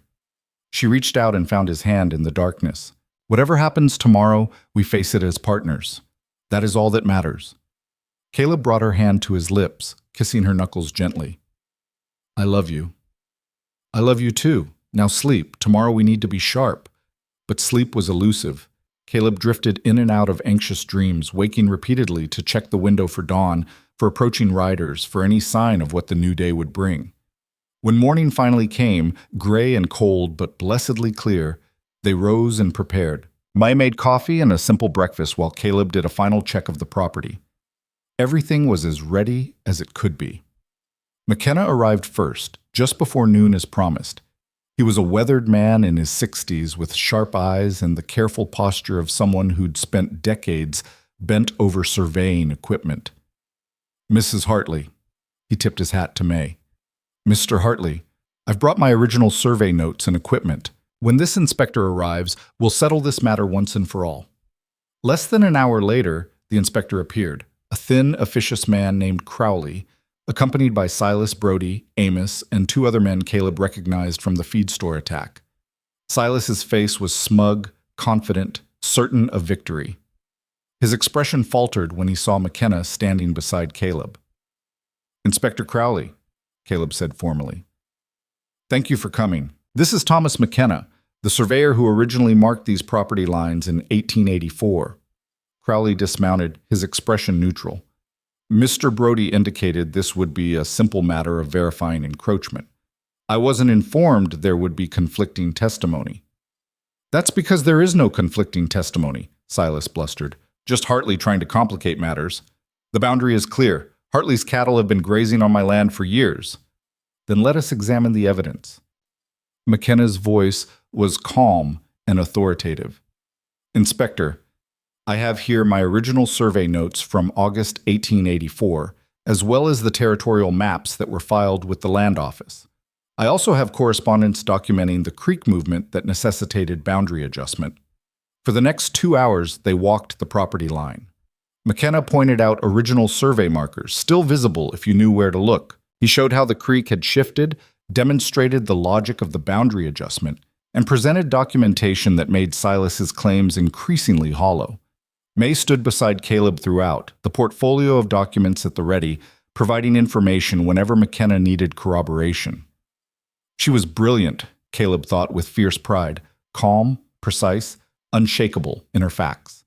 Crowley examined everything with meticulous care. He checked markers, reviewed documents, asked questions that McKenna answered with professional confidence. And slowly, inevitably, Silas's certainty began to crumble. "Mr. Brody," Crowley said finally, standing at the disputed boundary marker, "according to Mr. McKenna's testimony and these original survey documents, this boundary was properly adjusted and filed in 1884. Your deed appears to reference earlier, superseded information. Do you have evidence to contradict this?" Silas's face had gone dark red. "I have witnesses who saw Hartley's cattle. Witnesses to where cattle were found, not to where the legal boundary lies." Crowley's tone was crisp. "The boundary is a matter of survey and deed, not observation. And based on the documentation presented here, the boundary is exactly where Mr. Hartley claims it to be." "This is ridiculous. You're taking the word of some retired surveyor over—" "I'm accepting documented evidence over anecdotal claims." Crowley turned to Caleb. "Mr. Hartley, based on my examination, I find no merit to Mr. Brody's boundary dispute. The existing property line is correct as filed. I will so report to the land office." The relief that flooded through Caleb was so intense it left him dizzy. Beside him, May's hand found his, squeezing tight. Silas looked between them, his expression twisting with rage. "This isn't over. You think you've won, but You'll what, Silas?" The voice came from behind them, and everyone turned to see Thomas Wright riding up with Mary beside him, and 3 other townspeople Caleb recognized. "Threaten them some more? Vandalize their property again? Because we all saw what you did to this place, and we're prepared to testify to it." "You can't prove anything," Silas spat. "Can't we?" Mary Wright produced a piece of paper. "My husband and I visited the ranch yesterday to check on things while the Hartleys were away. We documented the damage, noted the threatening message carved into the barn. Several other neighbors saw your men riding this direction the night before." She looked at Crowley. "Inspector, this goes beyond a property dispute. Mr. Brody has been conducting a campaign of harassment and intimidation." Crowley's expression hardened. "Is this true, Mr. Brody?" "I don't have to listen to this." Silas mounted his horse with jerky, angry movements. "Come on, boys, we're done here." "Mr. Brody?" Crowley's voice stopped him. "I will be including Mrs. Wright's testimony in my report. If the land office chooses to investigate further, you may face charges of criminal trespass and property destruction. I suggest you consult legal counsel." Silas's face went from red to nearly purple. For a moment, Caleb thought he might actually attack someone. Then he spurred his horse hard and galloped away, his men scrambling to follow. The silence he left behind was profound. Crowley turned to Caleb and May, his expression softer. "You've been through quite an ordeal. For what it's worth, the evidence here is overwhelming in your favor. This dispute should be considered closed." "Thank you, Inspector." Caleb shook his hand, still hardly believing it was over. After Crowley and McKenna left, McKenna refusing payment beyond a good meal and the satisfaction of seeing his work vindicated, the Wrights and their companions stayed to help repair the remaining damage. Together, they replaced the broken corral rails, cleaned up the last of the destruction, and generally made the ranch feel like home again. "Why did you come?" Caleb asked Thomas as they worked. "You didn't have to risk Silas's anger for us." Thomas shrugged. "Mary and I talked about it. Decided we were tired of watching good people get run off by bullies. Besides, your wife made a believer out of me that day. She faced down Silas with nothing but facts and courage. Figured the least we could do was stand with you when it mattered." Mary was inside with May, helping restore the last of the order. Through the window, Caleb could hear their voices, occasional laughter cutting through the serious work. It sounded like friendship forming, like community taking root. By evening, the ranch looked better than it had in weeks. The neighbors departed with promises to visit soon, to help when spring work began, to stand together against anyone who tried the kind of intimidation Silas had attempted. Finally alone, Caleb and May stood in the yard, watching the sun set over the mountains. The land stretched vast and beautiful in the fading light, and for the first time in months, Caleb felt like it was truly, securely theirs. "We did it," he said softly. "We did." May leaned against him, her head resting on his shoulder. Though I suspect Silas will not give up so easily. Men like him rarely do. Let him try. We'll be ready. Caleb wrapped his arm around her waist. We make a good team. The best. She turned to look up at him, and in the golden light she was beautiful. I have been thinking, Caleb, about what you said about not being able to have children. His chest tightened. May, I told you. I understand if that changes things. Let me finish. She placed her fingers on his lips, silencing him. I came to this country when I was 20 years old. I left everything I knew, everyone I loved, because my father dreamed of opportunity in America. I married a man I barely knew because he promised stability. When he died 6 months later, I ran my father's restaurant alone until I had nothing left. I have survived things that should have broken me, Caleb. I have been broken, and I put myself back together over and over. She took his hand, pressing it to her chest where he could feel her heart beating steady and strong. What I am trying to say is that I did not cross an ocean, survive loss and hardship and hatred, just to build a family defined by bloodlines. Family is what we choose, what we create together. If we never have children, we still have each other. We have this land, this life we are building. We have neighbors who stood with us today, friends who will stand with us tomorrow. That is family enough for me, more than enough. Caleb felt something release in his chest, a knot of shame and inadequacy he'd carried since Margaret left, since Dr. Winters had pronounced his brokenness with clinical detachment. May saw all of him, his strengths and his failures, his courage and his fear, and she chose him anyway. Chose this life they were building together. I don't deserve you, he whispered. Perhaps not, but you have me regardless. She smiled, and it transformed her face. Now kiss me, Caleb Hartley, before I change my mind about forgiving you for riding 300 miles on a fool's errand. He kissed her as the sun disappeared behind the mountains, as the first stars appeared in the darkening sky, as the land around them settled into the quiet peace of evening. He kissed her with gratitude and love and the bone-deep relief of a man who had found not just a partner, but a home. When they finally broke apart, May shivered in the cooling air. Come. It is too cold to stand here philosophizing. We should go inside, build up the fire, have a proper meal. In a minute, Caleb held her close, unwilling to let the moment end. I just want to stand here with you for one more minute and remember this. Remember that we won, that we survived. We did more than survive, Caleb. We built something worth fighting for. She looked up at him, her eyes reflecting starlight. And tomorrow, we will continue building. But tonight, we rest. We have earned it. Inside the cabin, they built up the fire until warmth pushed back the cold. May cooked while Caleb sat at the table, content to simply watch her move through the space they'd made theirs. Every so often, she would glance at him and smile, small and private, and he would smile back, and the silence between them was comfortable, full of shared understanding. After dinner, they sat together on the rough bench before the fire, May tucked against his side, his arm around her shoulders. Outside, the wind picked up, rattling the shutters, but inside they were warm and safe and together. Tell me something, May said softly. When you went to that stagecoach station to meet me, what did you think you would find? Caleb considered the question. Honestly, someone practical, capable, strong in the way frontier women have to be strong. Someone who could help run the ranch and expect nothing more from me than fair treatment and honest work. And what did you find? You, small and scared and foreign, everything I didn't expect. He pressed a kiss to the top of her head.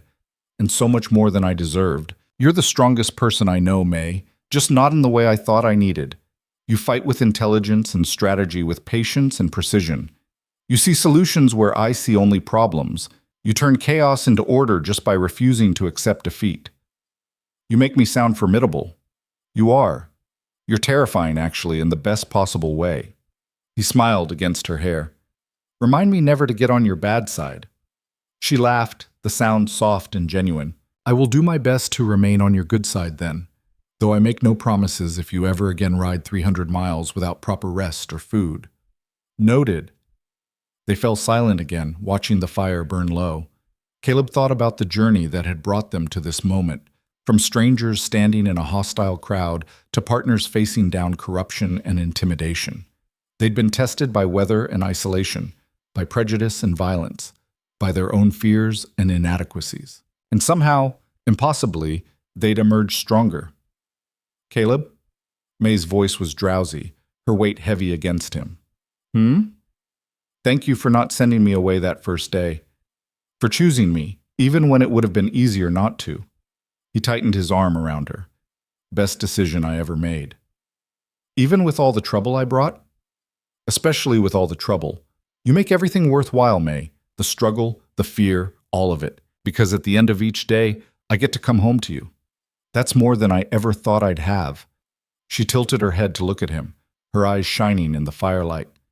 "Then we are both fortunate. I came here expecting survival.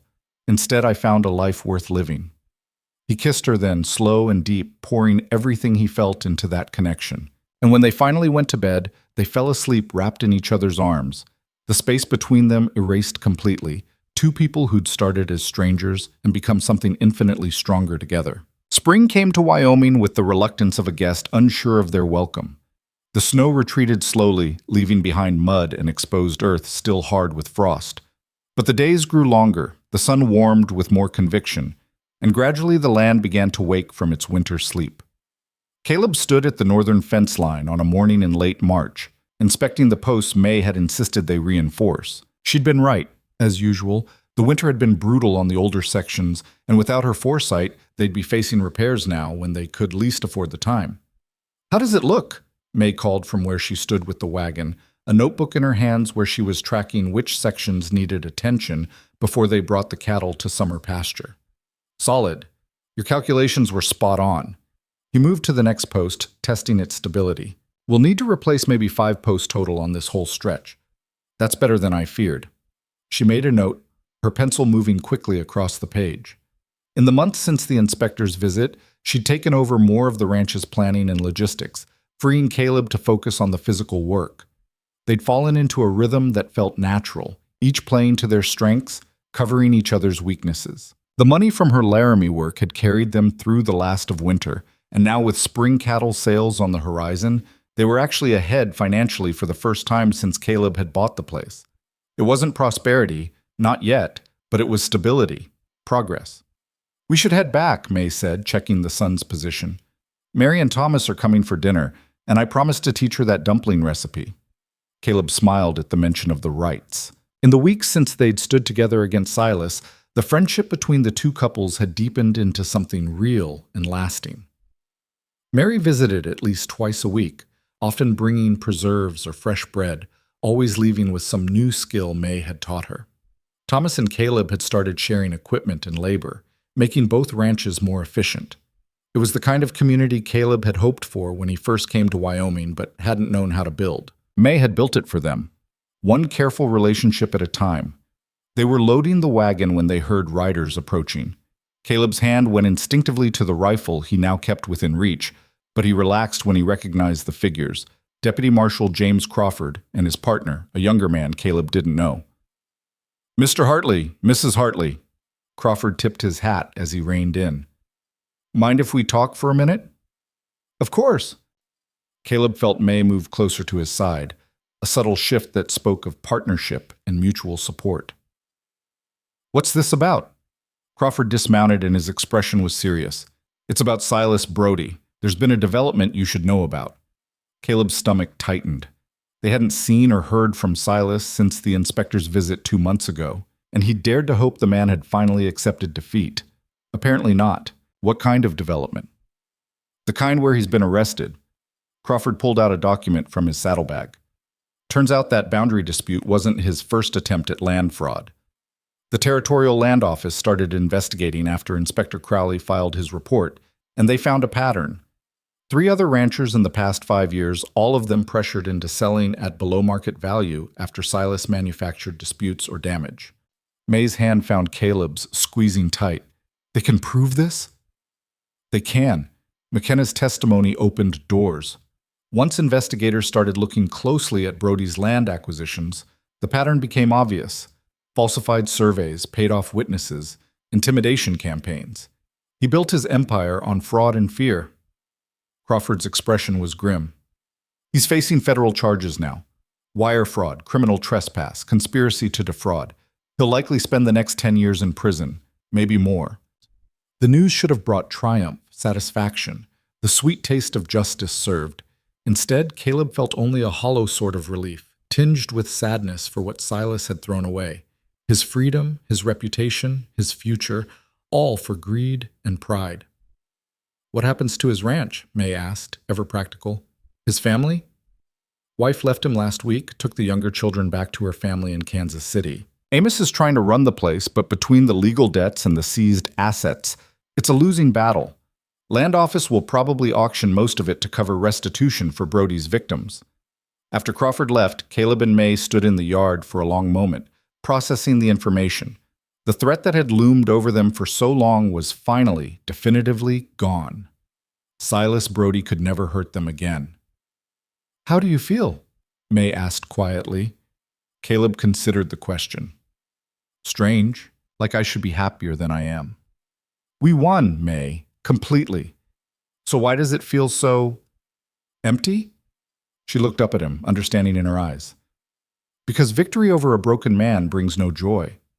Only relief that the fight is finished. Is it wrong that I feel sorry for him, after everything he did, everything he tried to do? No. It means you have not let his cruelty make you cruel in return. That is good, Caleb. That is strength of a different kind." She squeezed his hand.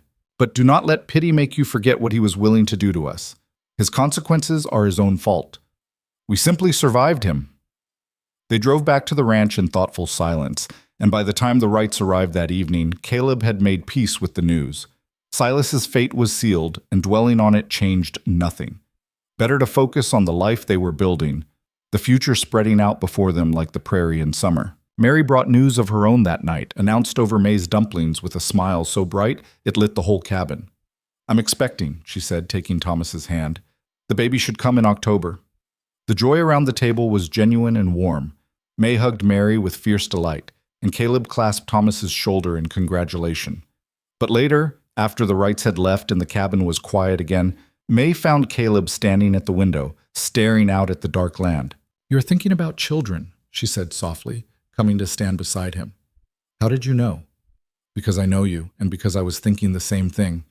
She leaned against him, and he wrapped his arm around her automatically. Seeing Mary's happiness, imagining her with a child, it stirred something in me I did not expect. Caleb's chest tightened. "May, I told you.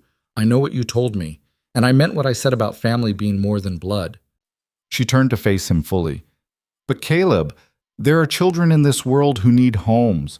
Orphans, abandoned babies, children left with no one to care for them. If you wanted, we could provide a home for a child who has none." The possibility unfurled in Caleb's mind like a flower opening to sunlight. A child, not his by blood, but his by choice, by love. By the deliberate decision to build a family from intention rather than accident. "You'd want that?" he asked, hardly daring to hope. "Truly? I think I would. Not now, perhaps. We are still finding our footing, still building our stability. But someday, when the ranch is more secure, when we have space in our lives for more than just survival."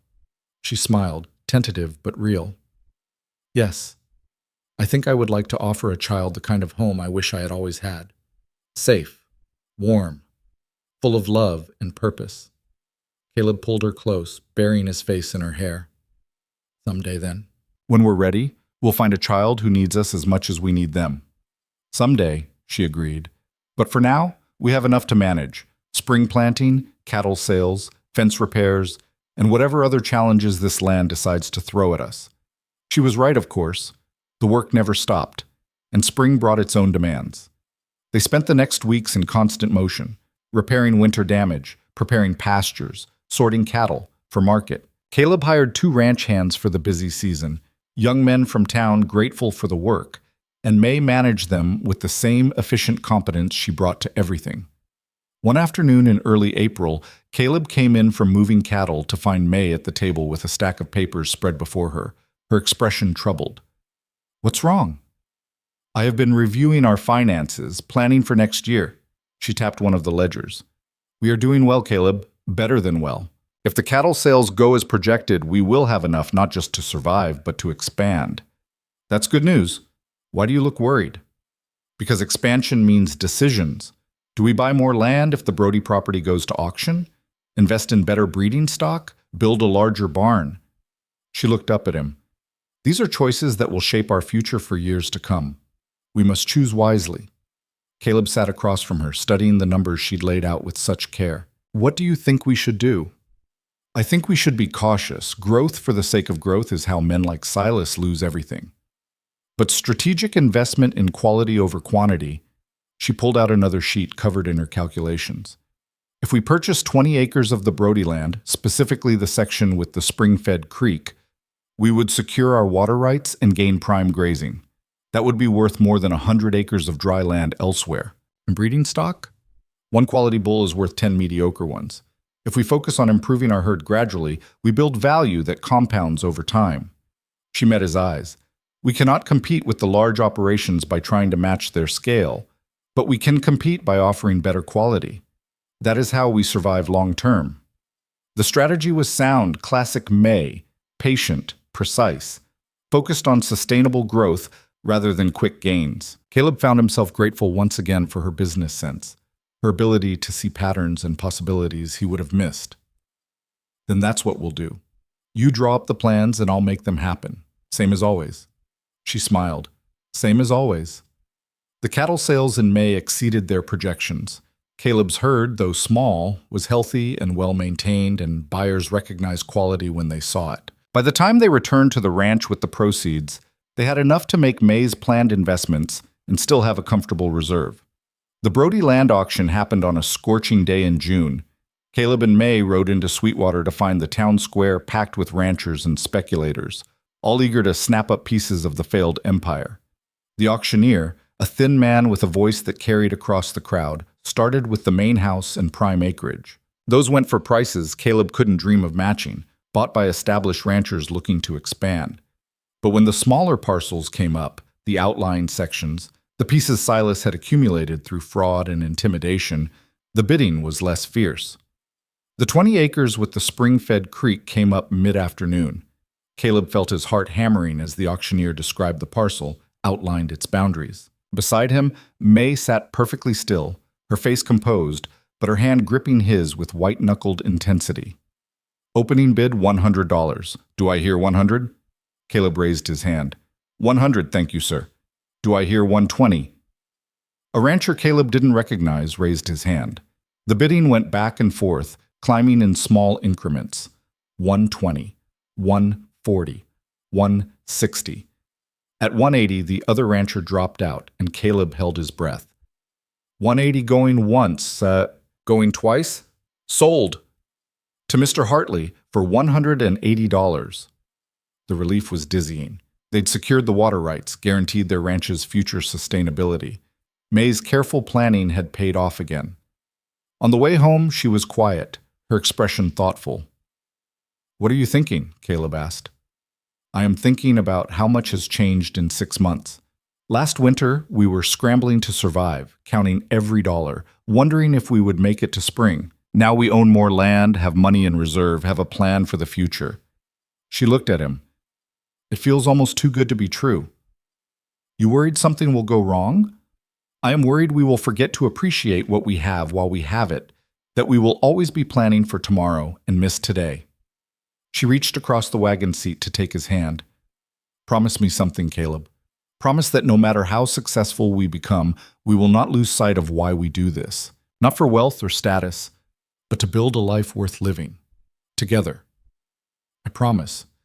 Though I don't think there's much danger of me forgetting. You won't let me. She laughed, and the sound was light and free. No, I will not. Consider me your conscience in that regard. Summer settled over the ranch like a warm blanket, bringing long days of hard work and short nights of satisfied exhaustion. The new land integrated seamlessly into their operation, the creek providing reliable water even as other sources began to run low in the July heat. The cattle thrived, their coats glossy, their calves healthy and growing strong. Caleb hired the same 2 ranch hands for haying season, and with their help, they put up enough feed to see them through the next winter with ease. Me managed the household and the books with equal skill, and somehow found time to expand her garden, plant fruit trees, even start raising chickens for eggs and meat. The cabin itself had transformed over the months. Curtains at every window now, rugs on the floor, shelves Caleb had built holding May's small collection of books, and the few precious items she'd brought from San Francisco. She'd made it a home, turned his bachelor dwelling into a place of warmth and beauty. And through it all, their relationship deepened. The passionate declarations of those early months had settled into something quieter, but no less profound. A partnership built on trust and respect, desire tempered by genuine affection. They worked together seamlessly during the day and fell into each other's arms at night, finding comfort and pleasure in equal measure. On an evening in August, Caleb found May in the garden, harvesting vegetables by the fading light. She'd tied her hair back with a scarf, and her dress was dusted with soil, and she'd never looked more beautiful to him. "Come sit with me," he said, catching her hand. "The work can wait." They sat on the bench he'd built under the cottonwood tree, watching the sun paint the sky in shades of gold and pink. The land stretched peaceful and productive around them, the results of their labor visible in every direction. "Do you ever miss San Francisco?" Caleb asked. May considered the question. "I miss certain things. The ocean, sometimes. The sound of my mother's language spoken everywhere. Food that tasted like home." She leaned her head on his shoulder. "But I do not miss the person I was there. Small and afraid, always looking over my shoulder, always waiting for the next loss.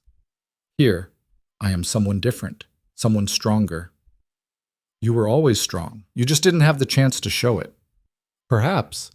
But you gave me that chance, Caleb. You in this place. You let me be more than I thought I could be." She turned to look at him. "Thank you for that. I should be thanking you. You saved this ranch, saved me from my own pride and stubbornness. Everything we have, because you refused to give up." "No. We have it because we refuse to give up, together." She kissed him softly. "That is the difference. Neither of us could have done this alone." They sat in comfortable silence as the stars began to appear, one by one, in the darkening sky. Somewhere in the distance, a coyote called, and closer by, the cattle settled for the night with soft lowing sounds. The land breathed around them, alive and vibrant, and Caleb felt a contentment so deep it was almost painful. This was everything he dreamed of when he first came to Wyoming. A successful ranch, a partner to share the work and the rewards, a future that stretched bright with possibility. But the reality was richer than any dream, complicated by all the struggle and fear and triumph that had shaped it. In September, Mary Wright gave birth to a healthy baby girl they named Catherine. May helped with the delivery, staying 3 days at the Wright Ranch to assist Mary through those first overwhelming days of motherhood. When she came home, she was quiet and introspective, and Caleb knew she was thinking about the conversation they'd had months ago. "Not yet," she said that night, reading his thoughts. "I am not ready yet.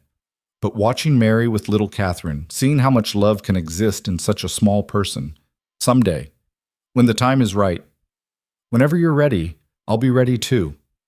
She smiled and pulled him down to the bed, and they made love with a tenderness that spoke of commitment and future plans, of a life they were building one deliberate choice at a time. October brought the first frost, and with it, a letter that would change everything. It came addressed to May, the envelope marked with official seals from the San Francisco Immigration Office. Caleb watched her face go pale as she read it, her hands trembling slightly. "What is it?" he asked, fear gripping his chest. "What's wrong?"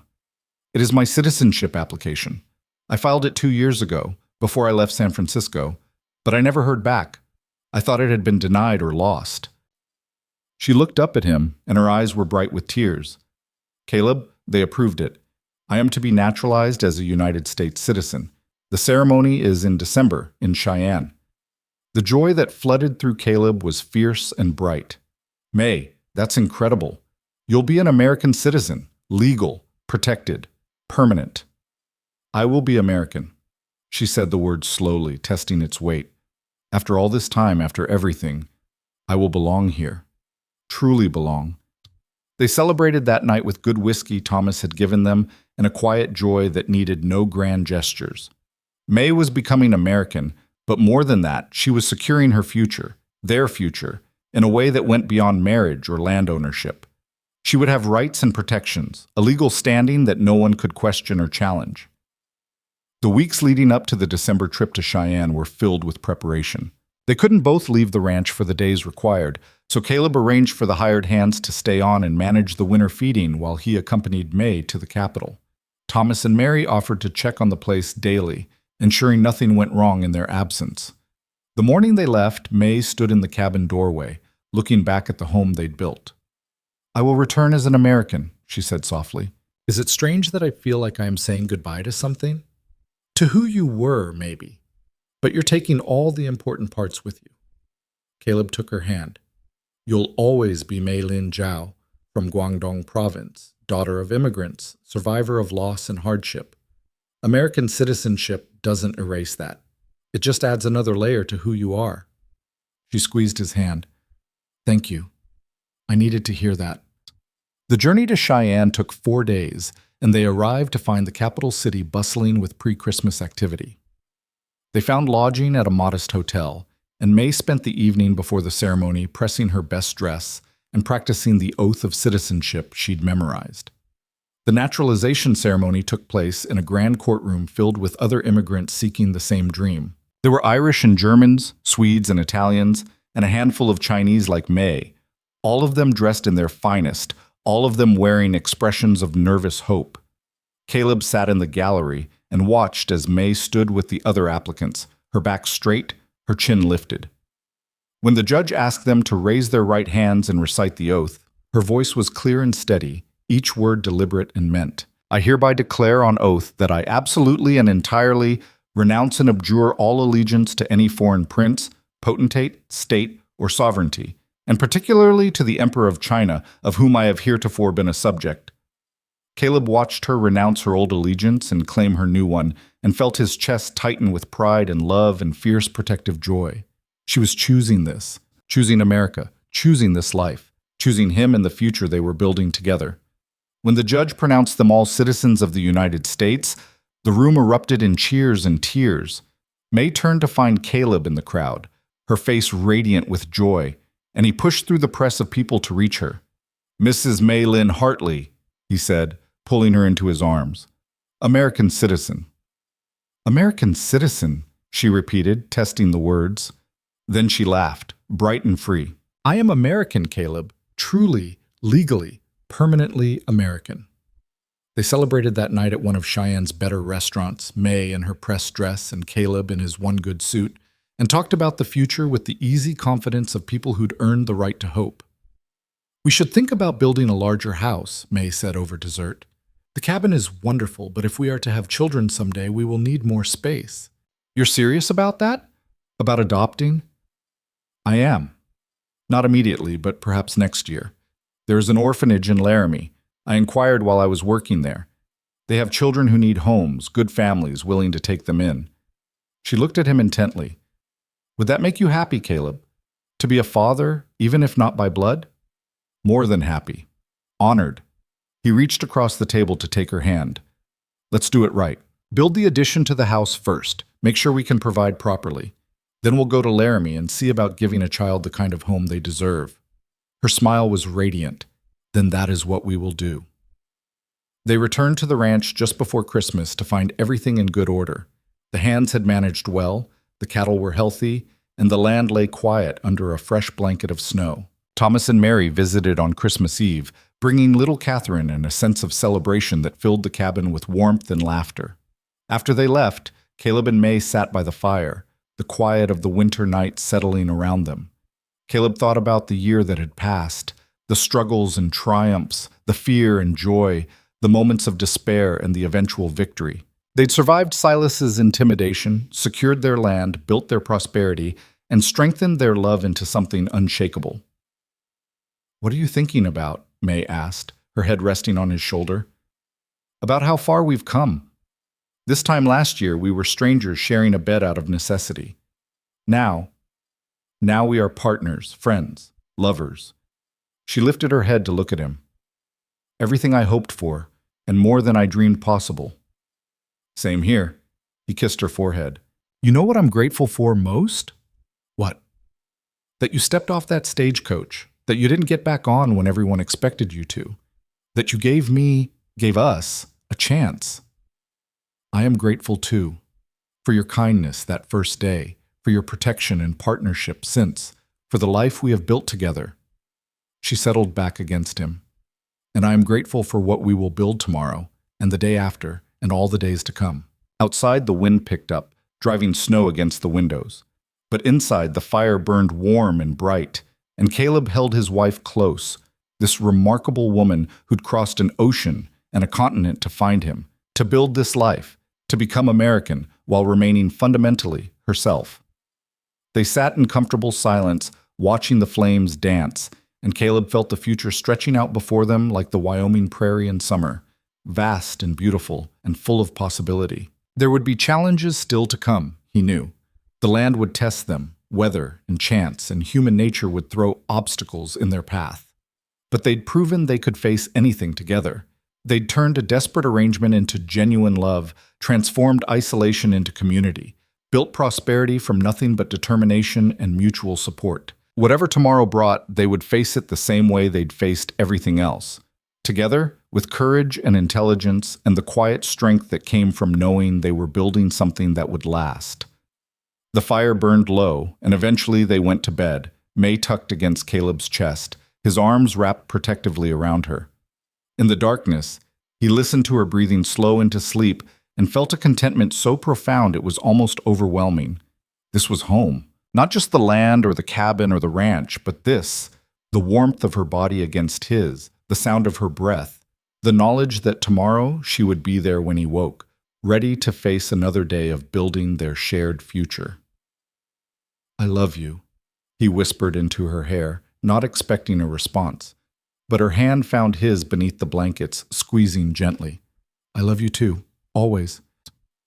And in the quiet Wyoming night, with snow falling softly outside and the fire's embers glowing in the darkness, two people who had started as strangers slept the peaceful sleep of those who have found exactly where they belong. The new year arrived with a clarity that felt almost prophetic. January's cold was sharp but clean, the sky impossibly blue, and Caleb woke on the first morning of 1886 with a sense of purpose that had been building through the quiet days after Christmas. May was already awake, sitting at the table with her notebook open, sketching something with careful precision. When she heard him stir, she looked up and smiled. Come see. I have been planning the addition. He crossed to stand behind her, looking over her shoulder at the drawings she'd made. The cabin's east wall would extend outward, creating two new rooms, a proper bedroom for them, and a smaller room that could serve as a nursery or child's bedroom. She'd even sketched in a window placement to catch the morning sun. This is beautiful work, he said, tracing the lines with his finger. When did you learn to draw like this? My father had to submit building plans to the city when he expanded the restaurant. I watched the architect work, asked questions, learned the basics. She tapped the sketch. We can do most of the work ourselves, I think, with Thomas's help for the heavy timber. The materials will cost perhaps $150 if we are careful. We have it. More than enough, thanks to you. He kissed the top of her head. Let's start as soon as the weather permits. I want to have it finished before we go to Laramie. Her hand covered his where it rested on her shoulder. You are certain about this? About bringing a child into our lives? More certain than I've been about anything except marrying you. He moved to sit across from her. I've been thinking about it all through Christmas, about what it means to be a father, to give a child a home and family. And I keep coming back to the same thing. We have so much to offer. Love, stability, a good life on this land. It would be selfish to keep it all to ourselves. Not selfish, safe. May's expression was serious. A child will change everything, Caleb. Our freedom, our time, our ability to work as we do now. We must be prepared for that. I know, but we'll adapt, same as we've adapted to everything else. And we won't be alone. We have Thomas and Mary, the community we've built. We can do this, May. Together. She studied his face for a long moment, then nodded. Then we will. But first, we build the rooms. Give ourselves space to grow into. They spent January planning and gathering materials, and when February brought a brief warming spell, they began construction in earnest. Thomas came 3 days a week to help with the heavy work, and slowly the addition took shape. Caleb had worried about his carpentry skills. But May's precise drawings made the work straightforward, and what he lacked in finesse he made up for in determination. By early March, the framing was complete and the roof sealed. By late March, they'd finished the interior walls and installed the windows May had ordered from the catalog. The rooms were raw and unfinished, but they were solid and weathertight, ready for the final touches that would make them livable. "We should paint before we bring a child home," May said, standing in what would be the nursery. "Something warm and cheerful. Yellow, perhaps, like sunlight. Whatever you think best. You're better at making places beautiful than I am." She turned to him, and her expression was soft with affection. "You built these rooms with your own hands, Caleb. That is its own kind of beauty." They painted on a warm day in early April, the windows thrown open to let the smell of fresh paint dissipate. May had been right about the yellow. It made the small room glow like it held captured sunshine. Standing in that space, Caleb could almost see a child there, playing with simple toys, looking up with trust and love, calling them mother and father. The image made his chest tight with longing. "Soon," May said, reading his thoughts as she so often did.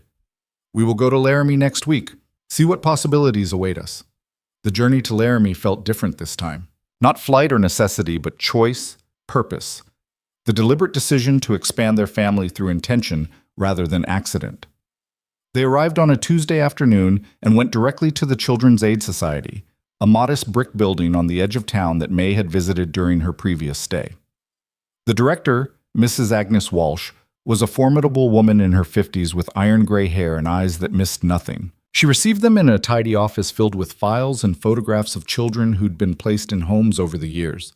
"Mrs. Hartley, good to see you again. And this must be your husband." Mrs. Walsh's handshake was firm. "Please, sit. Tell me what brings you here today." May had prepared for this, and she spoke with calm confidence about their ranch, their financial stability, their desire to provide a home for a child who needed one. Mrs. Walsh listened attentively, asking questions that ranged from practical to deeply personal. "Why adoption rather than natural children?" she asked directly. Caleb had known this question would come, and he'd decided beforehand to answer honestly. "I can't father children, Mrs. Walsh. It's not something that will change. But my wife and I have love and stability to offer, and we believe that's more important than blood relation." Mrs. Walsh's expression softened fractionally. "I appreciate your honesty, Mr. Hartley. Too many couples come here seeing adoption as a second-best option, and the children sense that. They need families who choose them deliberately, who want them specifically, not as replacements for something else." "We want to give a child the kind of home and future they deserve," May said. "That is all. Nothing more complicated than that." "Then let me tell you about our current situation." Mrs. Walsh opened a file. "We have 17 children in residence right now, ranging from infants to 12 years old.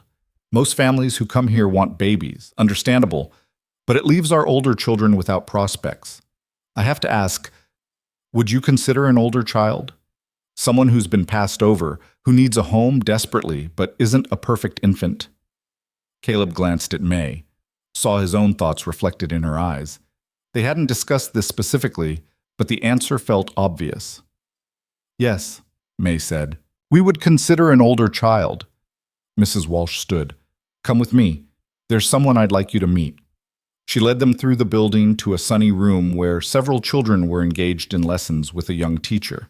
Most were focused on their work, but one child sat apart near the window, a girl of perhaps 7 or 8 with tangled brown hair and a dress that had been mended multiple times. "That's Sarah," Mrs. Walsh said quietly. "She came to us 2 years ago after her mother died of typhoid. Father was a miner who died in a collapse before Sarah was born. No other family. She's bright, capable, but..." She paused. "She's been passed over by every family who's visited. Too old, they say, too quiet, too serious. One couple said she looked at them like she could see through their excuses." Caleb watched the girl stare out the window at the street beyond, her small face set in lines too adult for her age. Something about her isolation, her careful distance from the other children, struck a chord deep in his chest. "Can we meet her?" he asked. Mrs. Walsh called Sarah over, and the girl came reluctantly, her eyes wary.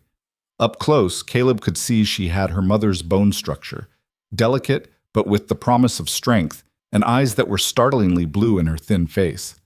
Sarah, these are Mr. and Mrs. Hartley. They have a ranch near Sweetwater and they're looking to provide a home for a child who needs one.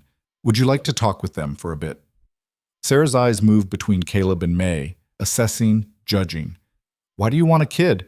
Most folks who come here want babies. The bluntness was startling, but Caleb appreciated the honesty. Because we have room in our lives and our home for someone who needs a family. And we think an older child would be a better fit for ranch life. It's hard work, requires maturity and sense. Babies can't help with that. I can work. Sarah's chin lifted. I'm strong. I don't eat much and I can learn fast. I won't be trouble.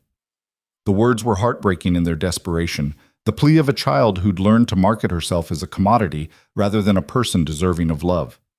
May knelt down to Sarah's level, her expression gentle. Sarah, if you came to live with us, it would not be because you can work or because you eat little. It would be because we want a daughter, someone to teach and learn from, to share our lives with, to love. Do you understand the difference? Sarah stared at May for a long moment, her eyes searching for the trick, the catch, the hidden condition. Nobody wants girls my age. They want babies they can pretend are their own. We are not pretending anything, May said firmly. We are choosing, deliberately. If we choose you, it will be because you are exactly who we want, not because you are a substitute for something else. Something flickered in Sarah's eyes. Hope, maybe, fragile and tentative. Your voice is funny. Where are you from? China originally, though I am an American citizen now. My first language was Cantonese, which is why I speak English differently than you do. Can you teach me to speak Chinese? The question came out fast, almost involuntary, as if Sarah was testing whether this strange opportunity could possibly be real. May smiled. I could, if you wanted to learn, but it would be hard work, and you would have to practice every day. I like hard work. It's better than sitting around waiting for someone to want you. Caleb felt his heart crack open at the casual way she said it. This child who'd already learned that wanting was something that happened to other people, not her. He knelt beside May, bringing himself to Sarah's eye level. Sarah, we'd like to take you home with us. Give you a real family, a real home. But we want you to understand what that means. The ranch is isolated, miles from town, from other children. The work is hard, sometimes dangerous. Winters are brutal. It's not an easy life. Is it better than here? Sarah asked. That depends on what you value. You'd have your own room, good food, people who care about you, but you'd also have responsibilities, expectations, rules. And you'd have to trust us, even when it's hard. Can you do that? Sarah's eyes moved between them, and Caleb could see her calculating, weighing risks against possibilities. Finally, she nodded. I can try. If you promise not to send me back if I make mistakes. Everyone makes mistakes, May said. We will make them too. But we promise that if you come with us, you are our daughter, permanently, no matter what. Do you promise to try to trust us, even when it is difficult? I promise. Sarah's voice was barely a whisper. Mrs. Walsh supervised the paperwork with efficient kindness, explaining the trial period required by law, 6 months, during which the placement could be dissolved if it wasn't working. After that, if both family and child agreed, the adoption would be finalized. But I'll be honest, Mrs. Walsh said as she signed the final document. I've never seen Sarah take to anyone the way she's taken to you two. I think this will work. I hope it does. She deserves a family who sees her worth. They left Laramie the next morning with Sarah seated between them on the wagon, her few possessions packed in a small bundle. She was quiet during the journey, watching everything with those serious blue eyes, occasionally asking questions about the ranch, the animals, what would be expected of her. You mentioned I'd have my own room? She asked on the second day. Yes, we just finished building it. The walls are painted yellow, like sunshine, and there's a window that faces east so you'll wake up with the dawn. May smiled at her. We can add curtains, maybe a rug if you'd like. Make it yours. I've never had my own room before. Sarah said it matter-of-factly, but Caleb heard the wonder beneath the words. Well, you do now, and you can arrange it however you want, within reason. When they finally crested the last hill and the ranch came into view, Sarah leaned forward, studying the cabin, the barn, the cattle scattered across the spring pasture. It's really pretty, she said quietly. I didn't think it would be pretty. I thought ranches were just mud and work. Oh, there's plenty of mud and work, Caleb assured her, but there's beauty too, if you know where to look for it. May taught me that. They showed Sarah her room first, and her reaction made the months of planning and building worthwhile. She stood in the doorway, staring at the yellow walls, the simple bed with its clean quilt, the window with its view of the mountains, and her composure cracked. Tears rolled down her cheeks, though she made no sound. Sarah? May touched her shoulder gently. What's wrong? Nothing's wrong. It's really mine, nobody else's. All yours. And if you want to hang drawings on the walls or move the furniture around, you can. This is your space. Sarah set down her bundle and moved to the window, pressing her hands against the glass. I can see forever from here. Welcome home, Sarah, Caleb said softly. She turned and, in a gesture that seemed to surprise her as much as them, ran to hug May fiercely. May wrapped her arms around the thin child, looking up at Caleb with eyes bright with tears, and he knew they'd made the right choice.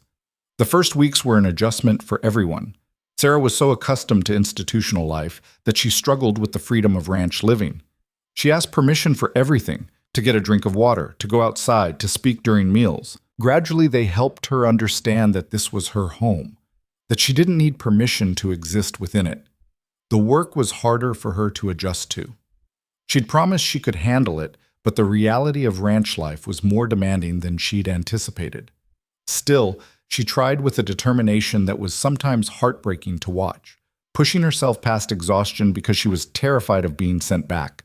It was May who finally broke through that fear. One evening, after Sarah had nearly injured herself trying to carry a water bucket too heavy for her, May sat her down at the kitchen table. Sarah, you need to understand something. We are not looking for a perfect worker. We are not keeping you because you can carry heavy buckets or feed chickens without being asked. We are keeping you because you are our daughter. That means you can fail, you can struggle, you can ask for help. It does not change how we feel about you. But what if I mess up too much? What if I'm not good enough? Then we help you get better. That is what parents do. May took her hands. I want you to say something for me. Say, I am enough. Sarah looked uncomfortable. I am enough. Say it like you believe it. I am enough. Still uncertain. Again. Every day I want you to say it. I am enough. Because you are, Sarah, exactly as you are. It became a ritual between them. Every morning before starting the day's work, Sarah would say it. I am enough. And gradually, over weeks and then months, she began to believe it.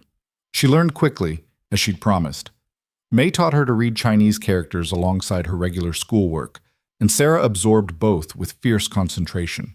Caleb taught her about the cattle, how to read their moods and movements, how to judge the weather and the land. She learned to ride Marcus with confidence, to handle the chickens without fear, to work alongside them as a true partner rather than a servant.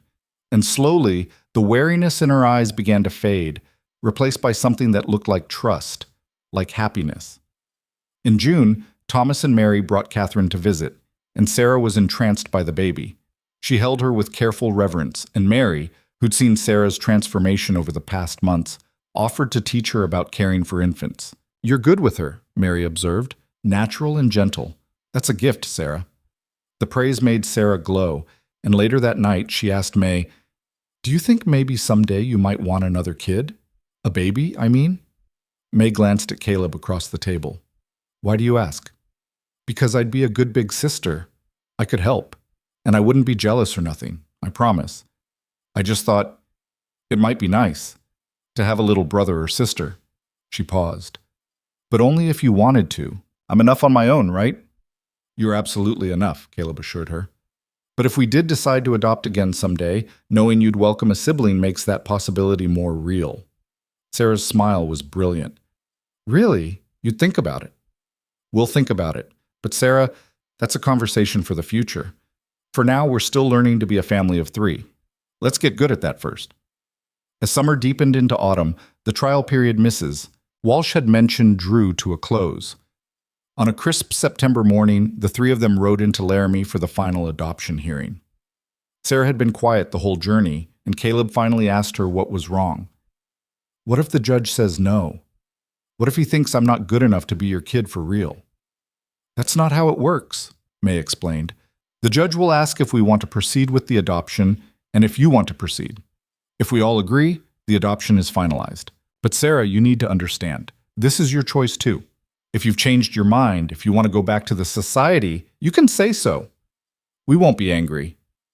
I don't want to go back. I want to stay with you forever. Sarah's voice was fierce. You're my family, my real family. Then that's what we'll tell the judge. The hearing was brief and informal.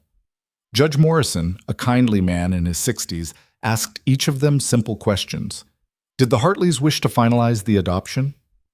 Yes. Did they understand this made Sarah their legal daughter with all rights and responsibilities? Yes. Did Sarah wish to be adopted by the Hartleys? Sarah stood up straight. Yes, sir. More than anything. And why is that, young lady? Because they chose me.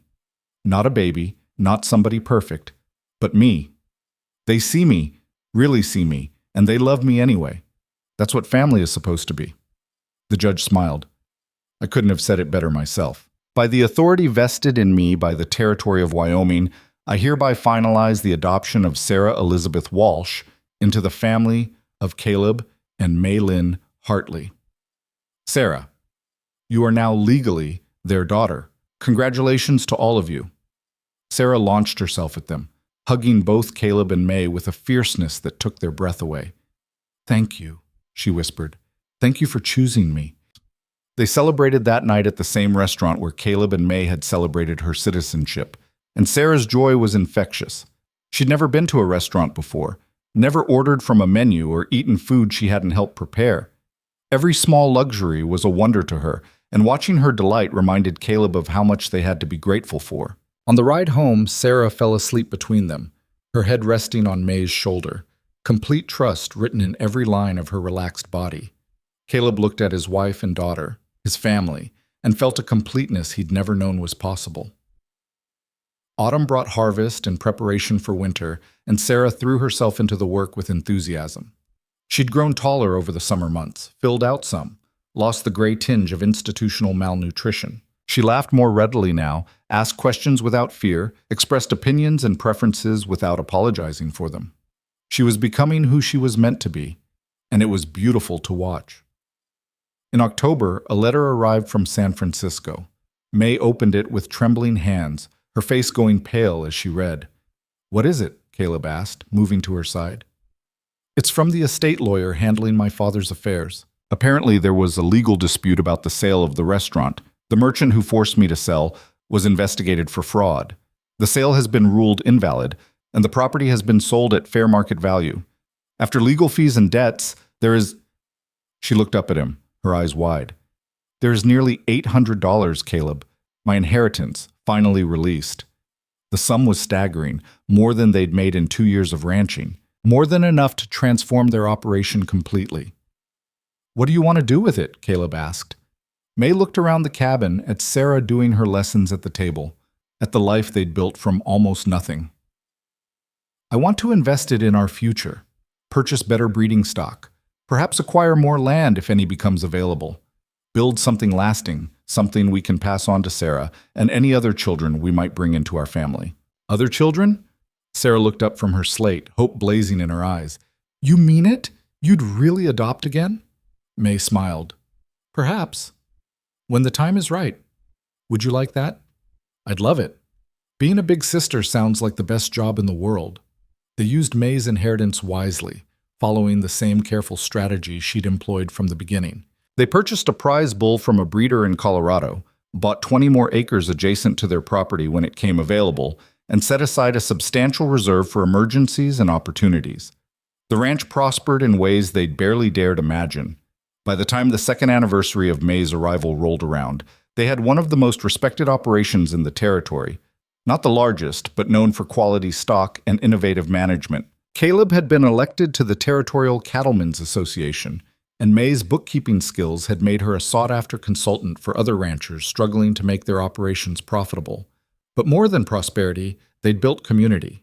The Wright family visited weekly, and Mary and May had become genuine friends, their children playing together while the adults shared knowledge and support. Other neighbors had warmed to them as well, impressed by their success and won over by May's quiet competence and Sarah's enthusiastic friendliness. The petition Mrs. Hendricks had threatened never materialized. When confronted with the Hartleys' obvious success and respectability, even the most prejudiced townspeople found it hard to maintain their objections. May was American now, legal and legitimate, and her contributions to the community were undeniable. In December of that second year, on a snowy evening when Sarah was asleep in her yellow room and the fire burned low, Caleb and May sat together reviewing the year's accounts. The numbers were solid, the future secure, everything they'd worked for coming to fruition. "We did it," Caleb said, closing the ledger. "Everything we set out to do, we accomplished. The ranch is successful, we have a daughter, we've built a real life here." "We did." May leaned her head on his shoulder. "Though it feels strange to say it's complete. I keep expecting another crisis, another Silas Brody to appear and threaten everything." "No more threats, just the normal challenges of ranching and raising a daughter and building a future." He kissed her temple. "Think you can handle normal?" She laughed softly. "I suppose I will have to learn, though I must admit normal sounds rather wonderful right now." "It is. Believe me, it is." They sat in comfortable silence, listening to the wind outside and the soft sounds of Sarah's breathing from her room. This was what they'd fought for, Caleb realized. Not just survival or prosperity, but these quiet moments of peace and contentment, the knowledge that they were safe, together, building something that would outlast them. "Caleb?" May's voice was drowsy, content. "Thank you." "For what?" "For not sending me away, for building this life with me, for being exactly the partner I needed, even when I didn't know what I needed." She turned to look at him. "I love you. I will love you every day for the rest of our lives. And I love you. From that first moment you stepped off the stagecoach to right now, to every moment still to come. You're the best thing that ever happened to me, Maylin Hartley." She kissed him, soft and sweet, and then they went to bed in the room they'd built together, in the house they'd expanded for their growing family, on the land they'd defended and improved and made truly theirs. Spring came again, as it always did, and with it new beginnings. Sarah turned 9 with a celebration that included the Wrights and several other neighboring families, her joy at having friends and family to mark the occasion touching everyone present. May announced they'd be returning to Laramie to inquire about adopting a second child, and Sarah's excitement was boundless. "Can we get a little kid this time? A brother, maybe? I could teach him everything you taught me." "We'll see who needs a home," May said. "Remember, we're choosing based on who needs us, not on what we want them to be." In May, they returned to the Children's Aid Society. Mrs. Walsh greeted them warmly, delighted to see how well Sarah had bloomed, and introduced them to a 4-year-old boy named Daniel, who'd been abandoned at the Society's doorstep the previous winter. He was small for his age, quiet and watchful, with dark hair and eyes that tracked everything but revealed nothing. "He hasn't spoken since he arrived," Mrs. Walsh explained. "The doctor says there's nothing wrong with his hearing or vocal cords. It's trauma, we think. Whatever he experienced before coming to us, it silenced him." Sarah knelt in front of Daniel, her expression serious. "Hi, I'm Sarah. I used to live here too before Mama and Papa adopted me. They're really nice. They don't yell and they keep their promises, and Mama makes the best dumplings you've ever tasted." She held out her hand. "Want to come home with us? I promise I'll be the best big sister ever." Daniel stared at her for a long moment, then slowly reached out and took her hand. The adoption process for Daniel was longer, complicated by his trauma and his inability or unwillingness to communicate verbally. But May's patience and Sarah's determined affection gradually drew him out. He didn't speak, but he learned to express himself in other ways, through drawings, through gestures, through the slow building of trust. By autumn, he was smiling occasionally. By winter, he'd started making small sounds, humming along when May sang or Sarah read to him. And on a spring morning a year after his adoption, he spoke his first word in their presence. "Mama." May was hanging laundry when it happened, and she dropped the sheet she'd been pinning, turning to where Daniel stood in the doorway. "What did you say, sweetheart?" "Mama." Clearer this time, deliberate. "You're my mama now." May knelt and held out her arms, and Daniel ran into them, holding her tight, while Sarah danced around them cheering, and Caleb watched from the barn with tears streaming down his face. They were a family. Unconventional, built from choice rather than blood, forged in hardship and love and deliberate commitment. But they were whole, complete, exactly what each of them needed.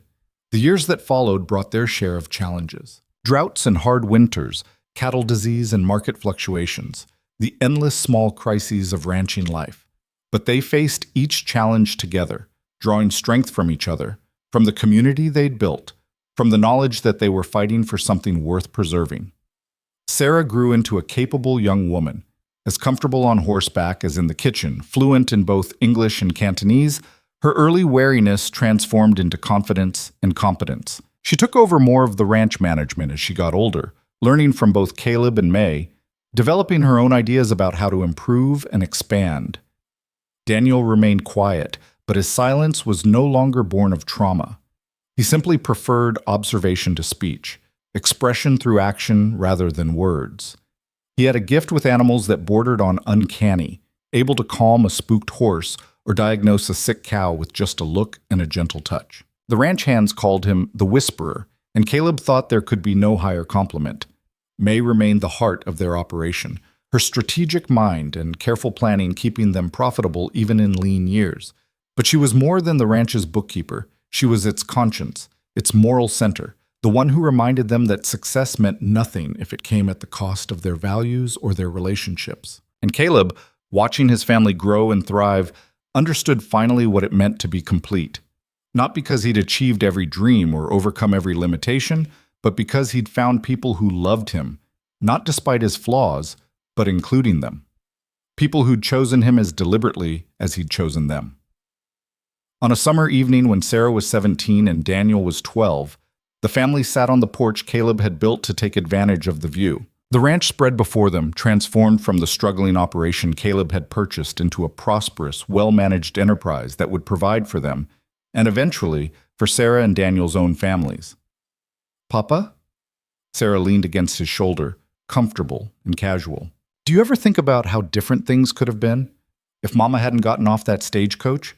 If you'd sent her away like everyone expected?" Caleb thought about the lonely man he'd been, trapped by shame and pride, slowly dying of isolation in this beautiful, brutal land. Then he looked at May, at Sarah, at Daniel whittling quietly in the corner, and shook his head. "I try not to think about it. That version of my life, it's like a nightmare I woke up from. This is real. You all are real. Everything else is just shadow." "Your father is being poetic," May said, but her smile was warm. "Though he is not wrong. We are all fortunate that fate put us together. Or perhaps not fate. Perhaps simply the courage to choose something different than what was expected." "I'm glad you were brave," Daniel said softly, his voice still rare enough to make them all pay attention. "All of you. Brave enough to be a family." "So are we, sweetheart." May reached over to ruffle his hair. "So are we." They sat in comfortable silence as the sun set, painting the Wyoming sky in shades of gold and crimson and deep purple. The land that had once seemed so hostile now felt like home, shaped by their labor into something productive and beautiful.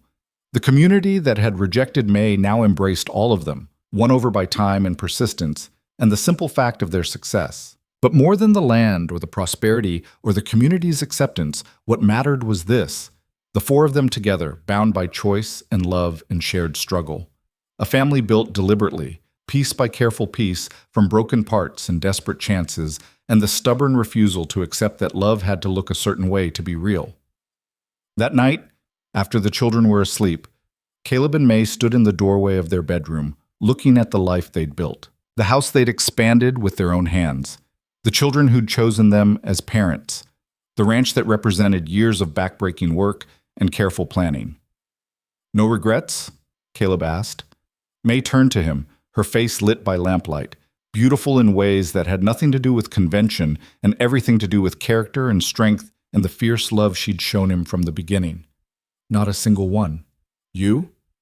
"Only that I didn't find you sooner, that we didn't have more years together." "Then we will make the most of the years we have left." She took his hand. "Come to bed, husband. Tomorrow brings new challenges, and we will need our rest to face them." They slept as they always did, wrapped together, two people who'd started as strangers and become something far greater than the sum of their parts. And in the morning, they'd rise and face whatever came next.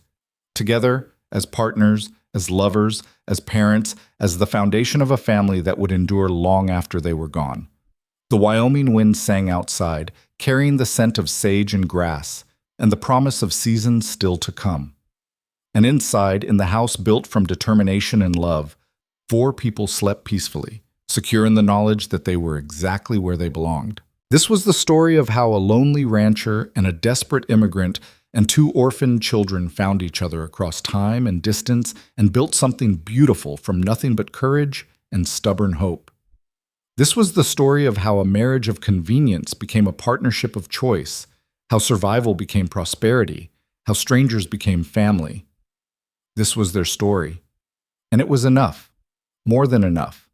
It was everything.